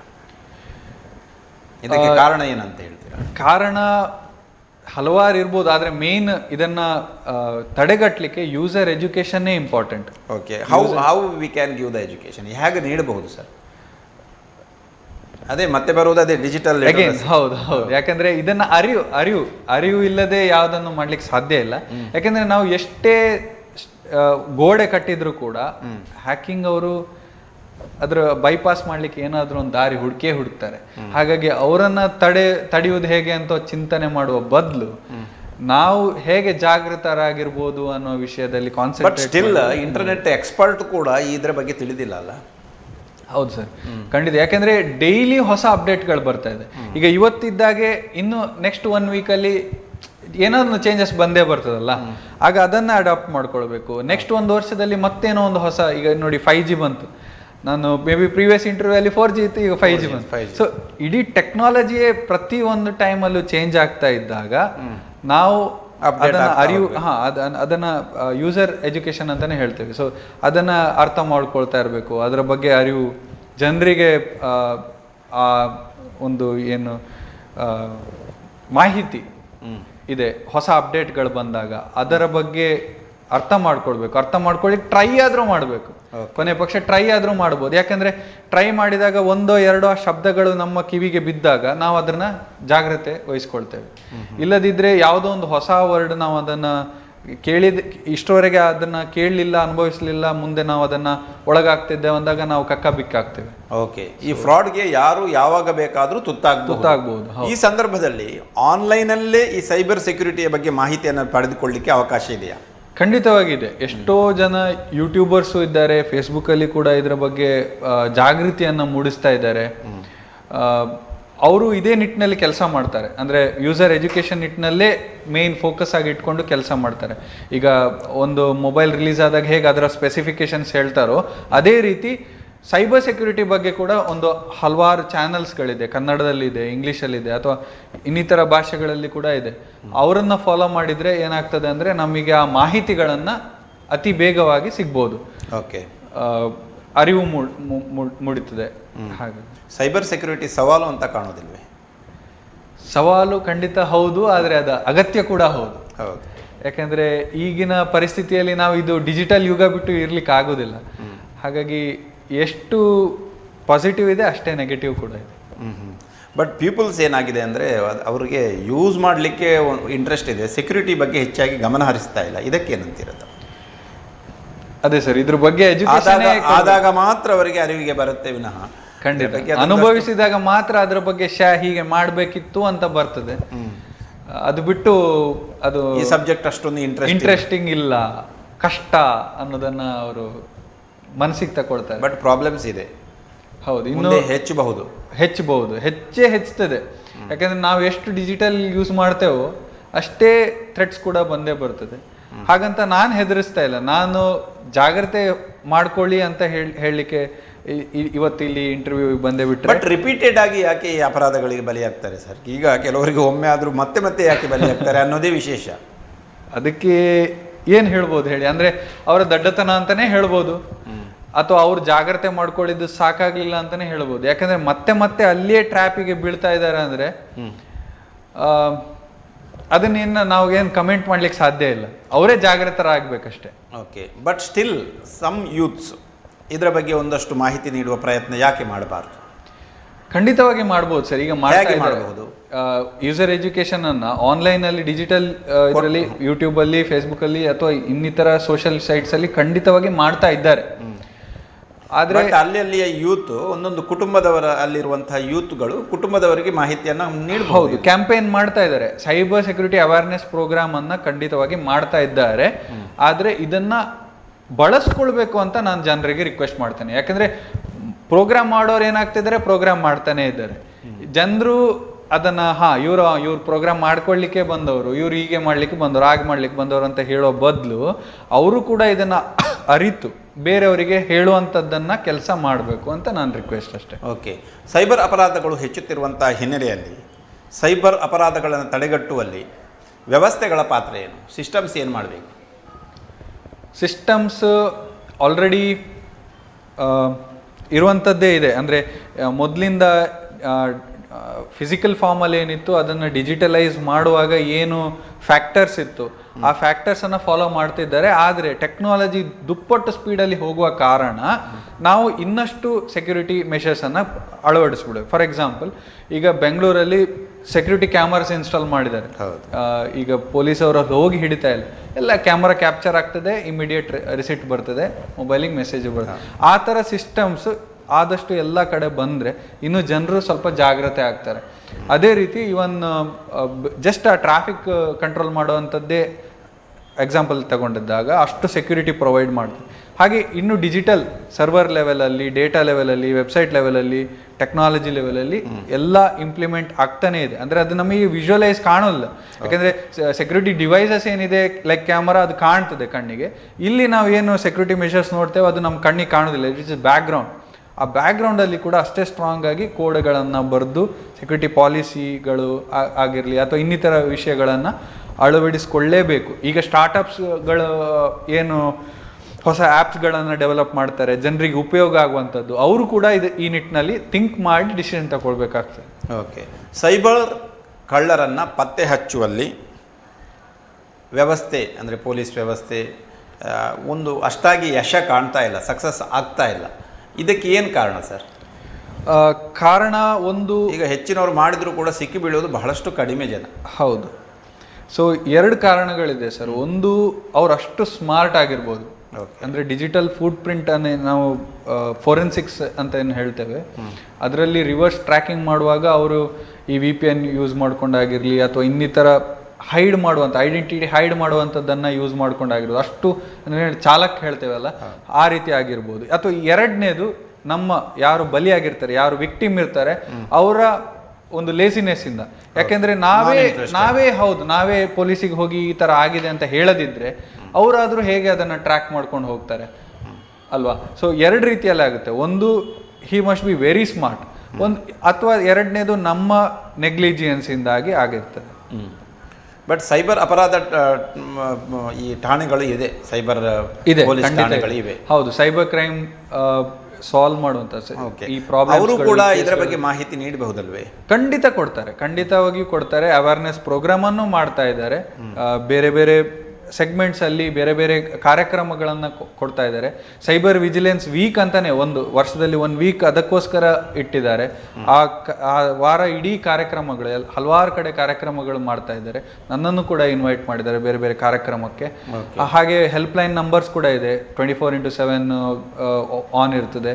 ಅದಕ್ಕೂ ಕೂಡ ನಾವು ಕಾಲ್ ಮಾಡಿ ನಮ್ಮ ಪ್ರಾಬ್ಲಮ್ಸ್ ಏನಾದರೂ ಇದ್ರೆ ನಾವು ಅದನ್ನ ಕೇಳ್ಕೊಳ್ಬೋದು. ಅವರು ಕೂಡ ನಮಗೆ ಅದು ತಕ್ಷಣ ಮಾಹಿತಿಗೆ ರೆಸ್ಪಾನ್ಸ್ ಕೂಡ ಮಾಡ್ತಾರೆ. ಓಕೆ. ಸೈಬರ್ ಅಪರಾಧಗಳನ್ನು ತಡೆಗಟ್ಟುವಲ್ಲಿ ಮತ್ತು ಪತ್ತೆ ಹಚ್ಚುವಲ್ಲಿ ಹೊಸ ತಂತ್ರಜ್ಞಾನಗಳು, ಸಂಶೋಧನೆಗಳು ಆಗ್ತಾ ಇವೆಯಾ? ಹೌದು, ಆಗ್ಲೇ ಹೇಳಿದಾಗೆ ಸ್ಟಾರ್ಟ್ಅಪ್ಸ್ಗಳು ಆಗ್ತಾ ಇದೆ. ಪ್ರೈವೇಟ್ ಸೆಕ್ಟರ್ಗಳಲ್ಲಿ ಸ್ಟಾರ್ಟ್ಅಪ್ಸ್ಗಳಾಗ್ತಾ ಇದೆ. ಹಾಗೆ ಗೌರ್ಮೆಂಟ್ ಲೆವೆಲಲ್ಲಿ ಕೂಡ I4C ಅಂತೇಳಿ Indian cyber crime coordination centre ಅಂತ ಮೇನ್ ಸೆಂಟರ್ ಏನಿದೆ, ಅಲ್ಲಿ ಎಲ್ಲ ಈ ಕೇಸಸ್ಗಳಲ್ಲಿ ಹೋಗಿ ಸಾಲ್ವಿಂಗಿಗೆ ಕೂತ್ಕೊಳ್ತವೆ, ಅಲ್ಲಿ ಸಾಲ್ವ್ ಮಾಡ್ತಾರೆ. ಅಲ್ಲಿಂದ ರಿಸರ್ಚ್ ಆಗ್ತದೆ, ಹೊಸ ಡಿವೈಸಸ್ ಆಗಲಿ ಹೊಸ ಅಪ್ಲಿಕೇಶನ್ಸ್ ಆಗಲಿ ಅಲ್ಲಿ ಡೆವಲಪ್ ಆಗ್ತವೆ. ಅಲ್ಲಿ ಕೂಡ ರಿಸರ್ಚ್ ಅವ್ರು ಕೂತಿರ್ತಾರೆ. ಅವರು ಸಹ R&D ಮಾಡ್ತಾ ಇರ್ತಾರೆ. ಅದನ್ನು ಜನರಿಗೆ ಆದಷ್ಟು ರೀತಿಯಲ್ಲಿ ಸಹಾಯ ಆಗುವಂತೆ ಫ್ರೀಯಾಗಿ ಕೂಡ ಕೊಡಲಿಕ್ಕೆ ಪ್ರಯತ್ನ ಪಡ್ತಾ ಇದ್ದಾರೆ. ಬಟ್ ಹೊಸ ಆ್ಯಪ್ಗಳಿಗೆ ಲೈಸೆನ್ಸ್ ಕೊಡುವಾಗ ಒಂದಷ್ಟು ಜಾಗ್ರತೆ ವಹಿಸಬೇಕಲ್ವೇ? ಹೌದು, ಖಂಡಿತ. ಯಾವ ಕ್ರೈಟೀರಿಯಾಗಳನ್ನು ಅಲ್ಲಿ ಅಳವಡಿಸ್ತಾ ಇದ್ದಾರೆ? ಅದೇ ಅದಕ್ಕೆ ಸರ್ಟನ್ ಆಗಿ ಸೈಬರ್ ಸೆಕ್ಯೂರಿಟಿ ಪಾಲಿಸಿ ಅಂತಾನೆ ರೆಡಿ ಇದೆ. ಆ ಸೈಬರ್ ಸೆಕ್ಯೂರಿಟಿ ಪಾಲಿಸಿಯನ್ನೇ ಫಾಲೋ ಮಾಡಿ ಭದ್ರತಾ ನೀತಿ. ಹೌದು, ಅದನ್ನೇ. ಅದರಲ್ಲಿ ಏನಿದೆ ಸರ್ ಪಾಲಿಸಿಯಲ್ಲಿ? ಸರ್, ಅದು ಲೆಂತ್ ಸುಮಾರು ಡೀಟೇಲ್ಸ್ ಇದೆ. ಅದರಲ್ಲಿ ಮೇನ್ ಬರುವಂಥದ್ದು KYC ಡಾಕ್ಯುಮೆಂಟ್ಸ್ ಏನಿರ್ತದಲ್ಲ, ಪ್ರೈವೇಸಿ, ಆ ಡೇಟಾ ಪ್ರೈವೇಸಿಯನ್ನು ಫಸ್ಟ್ ಸೆಗ್ಮೆಂಟ್ ಅಲ್ಲಿ ಮಾಡಿರ್ತಾರೆ.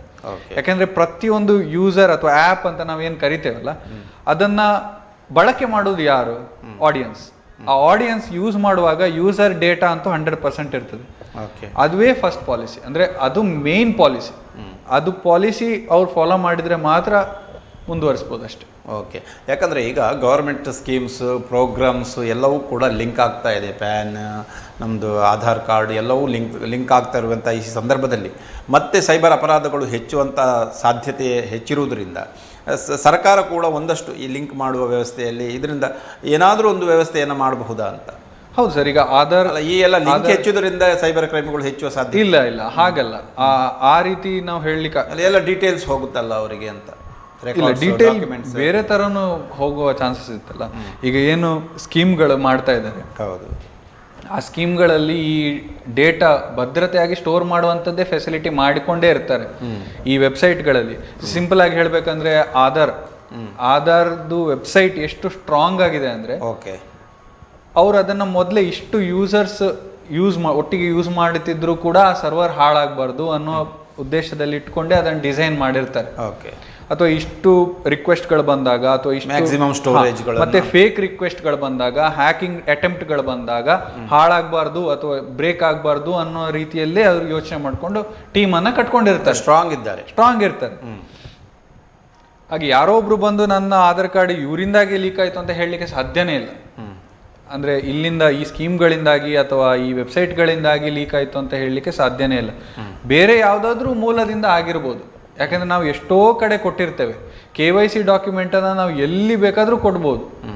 ಹಾಗೆ ಬ್ಯಾಂಕಿಗೆ ಕೊಡ್ತೇವೆ, ಸಿಮ್ ತಗೊಳ್ಬೇಕಾದ್ರೆ ಕೊಡ್ತೇವೆ, ಪರ್ಚೇಸಿಗೂ ಕೊಡ್ತೇವೆ. ಸೊ ಎಲ್ಲಿ ಕೊಟ್ಟಿದ್ದಲ್ಲಿ ಕೂಡ ಲೀಕ್ ಆಗೋ ಚಾನ್ಸಸ್ ಇದೆ. ಅದು ಇಲ್ಲೇ ಆಗಬೇಕು, ಗೌರ್ಮೆಂಟ್ ವೆಬ್ಸೈಟಲ್ಲೇ ಆಗಬೇಕು ಹಾಗೇನಿಲ್ಲ. ಸರಿ, ಕಾರ್ಯಕ್ರಮವನ್ನು ಮುಗಿಸುವಂಥ ಹೊತ್ತು ಈ ಸೈಬರ್ ಬಳಕೆದಾರರಿಗೆ, ಮೊಬೈಲ್ ಬಳಕೆದಾರರಿಗೆ, ಇಂಟರ್ನೆಟ್ ಬಳಕೆದಾರರಿಗೆ ಏನು ಹೇಳ್ತೀರಾ ತಾವು? ಆದಷ್ಟು ಎಚ್ಚೆತ್ತುಕೊಳ್ಳಿ. ಪ್ಲಸ್ ನಿಮ್ಮವರು, ನಿಮ್ಮ ಸುತ್ತಮುತ್ತಲಲ್ಲಿ ಇರುವವರಿಗೆ ಜಾಗೃತಿಗೆ ವಹಿಸ್ಕೊಳ್ಳಿಕ್ಕೆ ಅವರಿಗೆ ತಿಳಿಸಿ, ಹಾಗೆ ಮಕ್ಕಳಿಗೆ ಜಾಸ್ತಿ ಅರಿವು ಮೂಡಿಸಿ. ಯಾಕಂದರೆ ಈ ಡಿಜಿಟಲ್ ಯುಗದಲ್ಲಿ ಮೊಬೈಲ್ ಜಸ್ಟ್ ಕೊಡೋದು ಮಾತ್ರ ಅಲ್ಲ, ಅದನ್ನು ಹೇಗೆ ಬಳಕೆ ಮಾಡಬೇಕು, ಎಷ್ಟು ಸೆಕ್ಯೂರ್ ಆಗಿ ಇರಬೇಕು ಅನ್ನೋದನ್ನು ಅವರಿಗೆ ತಿಳಿಸಿ ಜಾಗೃತಿ ಅವೇರ್ನೆಸ್ಸನ್ನು ಕ್ರಿಯೇಟ್ ಮಾಡಿ. ಹಾಗೆ ವೃದ್ಧರಿಗೂ ಅಷ್ಟೇ, ಯಾಕಂದರೆ ಅವರು ಈ ಯುಗದಲ್ಲಿ ಇರಲಿಲ್ಲ. ಈಗ ಡಿಜಿಟಲ್ ಯುಗ ಇತ್ತೀಚೆಗೆ ಒಂದು 10 ವರ್ಷದಿಂದ ರ್ಯಾಪಿಡ್ ಗ್ರೋತನ್ನು ಕಂಡಿದೆ. ಅವರು ಇದಕ್ಕೆ ಅಡ್ಜಸ್ಟ್ ಆಗಲಿಕ್ಕೆ ಸ್ವಲ್ಪ ಟೈಮ್ ತಗೊಳ್ತಾರೆ. ಹಾಗೆ ಏನು ಮಾಡಬೇಕು ಏನು ಮಾಡಬಾರ್ದು ಅನ್ನೋದನ್ನು ಅವರಿಗೂ ಕೂಡ ಒಂದು ಅವೇರ್ನೆಸ್ಸನ್ನು ಕೊಡಿ. ಹಾಗೆ ಇನ್ನಷ್ಟು ಟೈಮ್ ಇದ್ದರೆ ಸುತ್ತಮುತ್ತಲಿನವರಿಗೆಲ್ಲ ಇದ್ರ ಬಗ್ಗೆ ಯೂಸರ್ ಎಜುಕೇಷನನ್ನು ಕೊಡಿ. ಅದರಿಂದ ಮಾತ್ರ ನಾವು ಒಗ್ಗಟ್ಟಿನ ಮಾತ್ರ ನಾವು ಇದನ್ನು ತಡೆಗಟ್ಬೋದು. ಸೈಬರ್ ಕ್ರೈಮ್ಗಳ ಆಗುವಂಥದ್ರಲ್ಲಿ ನಾವು ಜಾಗ್ರತೆ ವಹಿಸ್ಕೊಂಡು ನಾವು ತಡೆಗಟ್ಬೋದು. ಫೈನಾನ್ಷಿಯಲ್ ಲಾಸ್ ಆಗಿರಲಿ, ಡೇಟಾ ಲಾಸ್ ಆಗಿರಲಿ, ಅಥವಾ ಯಾವುದೇ ರೀತಿಯಾದ ಲಾಸನ್ನು ನಾವು ತಡೆಗಟ್ಕೊಳ್ಳಿಕ್ಕೆ user education is important. So ಅದನ್ನು ನಾವು ಪ್ರಿಪೇರ್ ಆಗುವ. ನಾವು ಈ ವಾರಿಗೆ ಏನು ಸೈಬರ್ ಕ್ರೈಮ್ ವಾರ್ ಏನಾಗ್ತಾಯಿದೆ, ಯಾರೋ ಎಲ್ಲೋ ಕೂತ್ಕೊಂಡು ವಾರ್ ಆಗ್ತಾಯಿದೆ, ಅದನ್ನು ನಾವು ತಡೆಗಟ್ಟಲಿಕ್ಕೆ ನಾವು ಪ್ರಿಪೇರ್ ಆಗುವ. ಓಕೆ, ನಾವು ಪ್ರಿಪೇರ್ ಆದರೆ ನಾವು ಸೆಕ್ಯೂರ್. ವಾರ ಅಂತ ಯಾಕೆ ಹೇಳಿದ್ರಿ ಸರ್? ಸೊ ಎಲ್ಲೋ ಕೂತ್ಕೊಂಡು ಯಾರೋ ಪ್ರಮಾಣದಲ್ಲಿ ಇದೆಯಾ ಅಂತ? ದೊಡ್ಡ ಪ್ರಮಾಣದಲ್ಲಿ ಇದೆ ಸರ್. ಯಾಕಂದ್ರೆ ಯಾರೋ ಎಲ್ಲೋ ಕೂತ್ಕೊಂಡು ನಮ್ಮನ್ನು ಟಾರ್ಗೆಟ್ ಮಾಡಿ ಎಲ್ಲೋ ವಿದೌಟ್ ಎನಿ ವೆಪನ್ಸ್ ನಮ್ಮನ್ನು ಅಟ್ಯಾಕ್ ಮಾಡ್ತಾರಲ್ಲ, ಅಂದ್ರೆ ಪ್ರಾಕ್ಸಿ ವಾರ್. ಹೌದು, ಡೈರೆಕ್ಟ್ ವಾರ್ ಅಲ್ಲ. ಡೈರೆಕ್ಟ್ ವಾರ್ ಅಲ್ಲ. ಸೊ ಯಾರೋ ಎಲ್ಲೋ ಕೂತ್ಕೊಂಡು ನಮ್ಮನ್ನು ಟಾರ್ಗೆಟ್ ಅಂತ ಯೂಸ್ ಮಾಡ್ಕೊಳ್ತಿದ್ದಾರೆ. ಹಾಗಾಗಿ ಬಟ್ ಪ್ರೊಟೆಕ್ಟ್ ಮಾಡ್ಕೊಳ್ಳಿಕ್ಕೆ ಸೋಲ್ಜರ್ ಯಾರು? ಎಲ್ಲರೂ ಕೂಡ ಸೋಲ್ಜರೇ. ನಾವು ಪ್ರತಿಯೊಬ್ರು ನಮ್ಮ ಕೈಯಲ್ಲಿ ಒಂದು ಡಿಜಿಟಲ್ ಏನಾದ್ರೂ ಒಂದು ವೆಪನ್ ಕೂಡ ಅದೇ. ಹೌದು, ವೆಪನ್ ಅದೇ. ಡಿಫೆನ್ಸಿಗೆ ಏನು ಯೂಸ್ ಮಾಡ್ತೇವೆ ಅದು ಕೂಡ ಅದೇ ಸೇಮ್. ಓಕೆ, ಈಗಲೇ ಎಚ್ಚೆತ್ತುಕೊಳ್ಳದಿದ್ದಲ್ಲಿ ಅಪಾಯ ಇದೆ. ಹೌದು, ಯಾರು ಕೂಡ ಬಲಿಯಾಗಬಹುದು. ಖಂಡಿತ. ಅಷ್ಟೇ ಉಪಯೋಗ ಕೂಡ ಇದೆ. ಆ ಉಪಯೋಗಗಳಲ್ಲದೆ ಸೆಕ್ಯೂರ್ ಆಗಿ ಇಟ್ಕೊಳ್ಳೋದು ಕೂಡ ನಮ್ಮ ಕೈಯಲ್ಲೇ. ಈಗಲೇ ಎಚ್ಚೆತ್ತುಕೊಳ್ಳಿ. ಸರಿ, ಕಾರ್ಯಕ್ರಮದಲ್ಲಿ ಭಾಗವಹಿಸಿದಂಥ ಶ್ರೀಯುತ ಪೃಥ್ವೀಶ್ ಕೆ ಅವರಿಗೆ ನಮ್ಮ ವಾಹಿನಿಯ ಪರವಾಗಿ, ವೀಕ್ಷಕ ಬಾಂಧವರೆಲ್ಲರ ಪರವಾಗಿ ಮತ್ತು ಸಮಸ್ತ ಮೊಬೈಲ್ ಬಳಕೆದಾರರು, ಇಂಟರ್ನೆಟ್ ಬಳಕೆದಾರರು, ಸೈಬರ್ ಬಳಕೆದಾರರ ಪರವಾಗಿ ಹೃತ್ಪೂರ್ವಕವಾದಂಥ ಧನ್ಯವಾದಗಳು. ನಮಸ್ಕಾರ. ವೀಕ್ಷಕರು, ಇದು ಇಂದಿನ ಕಾರ್ಯಕ್ರಮ. ಪ್ರಸ್ತುತ ಸಮಸ್ಯೆಯಾದಂಥ ಈ ಸೈಬರ್ ಕ್ರೈಮ್ಗಳು ಬಹಳಷ್ಟು ಗಂಭೀರ ಪ್ರಮಾಣದಲ್ಲಿ ಹೆಚ್ಚುತ್ತಾ ಇದೆ. ಇದರ ಬಗ್ಗೆ ಒಂದಷ್ಟು ಅರಿವು ಮೂಡಿಸುವ ಪ್ರಯತ್ನದಲ್ಲಿ ಮಾಹಿತಿಯನ್ನು ಶ್ರೀಯುತ ಪೃಥ್ವೀಶ್ ಅವರು ಬಹಳ ಉಪಯುಕ್ತ ಮಾಹಿತಿಯನ್ನು ನೀಡಿದ್ದಾರೆ. ಇದನ್ನು ಒಂದಷ್ಟು ಕೇಳಿಕೊಂಡಂಥ ತಾವು ಮುಂದಿನ ದಿನಗಳಲ್ಲಿ ತಮ್ಮ ಸೈಬರ್ ಸೆಕ್ಯುರಿಟಿಗೆ ಒಂದಷ್ಟು ಅದರ ಬಗ್ಗೆ ಆಸಕ್ತಿ ವಹಿಸಿ ಮುಂಜಾಗ್ರತೆಯನ್ನು ಕೈಗೊಳ್ಳುವಲ್ಲಿ ಒಂದಷ್ಟು ಮುಂದಡಿಯನ್ನು ಇಡಿ ಎನ್ನುವಂಥ ಮನವಿಯನ್ನು ಮಾಡಿಕೊಳ್ತಾ ಇದ್ದೇವೆ. ಇಲ್ಲವಾದಲ್ಲಿ ಯಾವ ಸಮಯದಲ್ಲೂ ಕೂಡ ಈ ಸೈಬರ್ ಕ್ರೈಮ್ಗೆ ಬಲಿಯಾಗುವ ಸಾಧ್ಯತೆ ಇದೆ, ಹಣ ಕಳೆದುಕೊಳ್ಳುವಂಥ, ಫ್ರಾಡ್ಗೆ ಒಳಗಾಗುವಂಥ ಸಾಧ್ಯತೆಗಳಿದೆ ಎನ್ನುವಂಥ ಎಚ್ಚರಿಕೆಯನ್ನು ಕೂಡ ನೀಡಿದ್ದಾರೆ. ಅದರಿಂದ ದಯವಿಟ್ಟು ಇದರ ಬಗ್ಗೆ ಗಮನ ಹರಿಸಿ ಸರಳ ಉಪಾಯಗಳನ್ನು ಅವರು ಹೇಳಿದರು, ಯಾವ ರೀತಿಯಲ್ಲಿ ನಾವು ಎಚ್ಚರಿಕೆ ವಹಿಸಬೇಕು ಅಂತ. ಇದನ್ನು ತಾವು ಅಳವಡಿಸಿಕೊಂಡರೆ ಖಂಡಿತವಾಗಿಯೂ ಸೈಬರ್ ಕ್ರೈಮ್ ಮುಂದಿನ ದಿನಗಳಲ್ಲಿ ಕಡಿಮೆಯಾಗಬಹುದು. ಇಲ್ಲವಾದಲ್ಲಿ ನಾವು ಇನ್ನೂ ಕೂಡ ನೆಗ್ಲಿಜೆನ್ಸ್ ಆದರೆ ಸೈಬರ್ ಕ್ರೈಮ್ ಹೆಚ್ಚುತ್ತಾ ಹೋದರೆ ಬಹುತೇಕ ನಾಗರಿಕರು ಸೈಬರ್ ಕ್ರೈಮ್ಗೆ ತುತ್ತಾಗುವ ಸಾಧ್ಯತೆ ಮತ್ತು ನಷ್ಟವನ್ನು ಅನುಭವಿಸುವಂಥ ಸಾಧ್ಯತೆ ಇದೆ. ಈಗಾಗಲೇ ಇದರ ಬಗ್ಗೆ ಗಮನ ಹರಿಸಿ ಅನ್ನುವಂಥ ಮನವಿಯನ್ನು ಮಾಡಿಕೊಳ್ತಾ ಕಾರ್ಯಕ್ರಮವನ್ನು ಮುಗಿಸ್ತಾ ಇದ್ದೇವೆ. ಮತ್ತೆ ಭೇಟಿಯಾಗೋಣ ಮುಂದಿನ ವಾರ. ಅಲ್ಲಿವರೆಗೆ ನಮಸ್ಕಾರ, ಧನ್ಯವಾದ.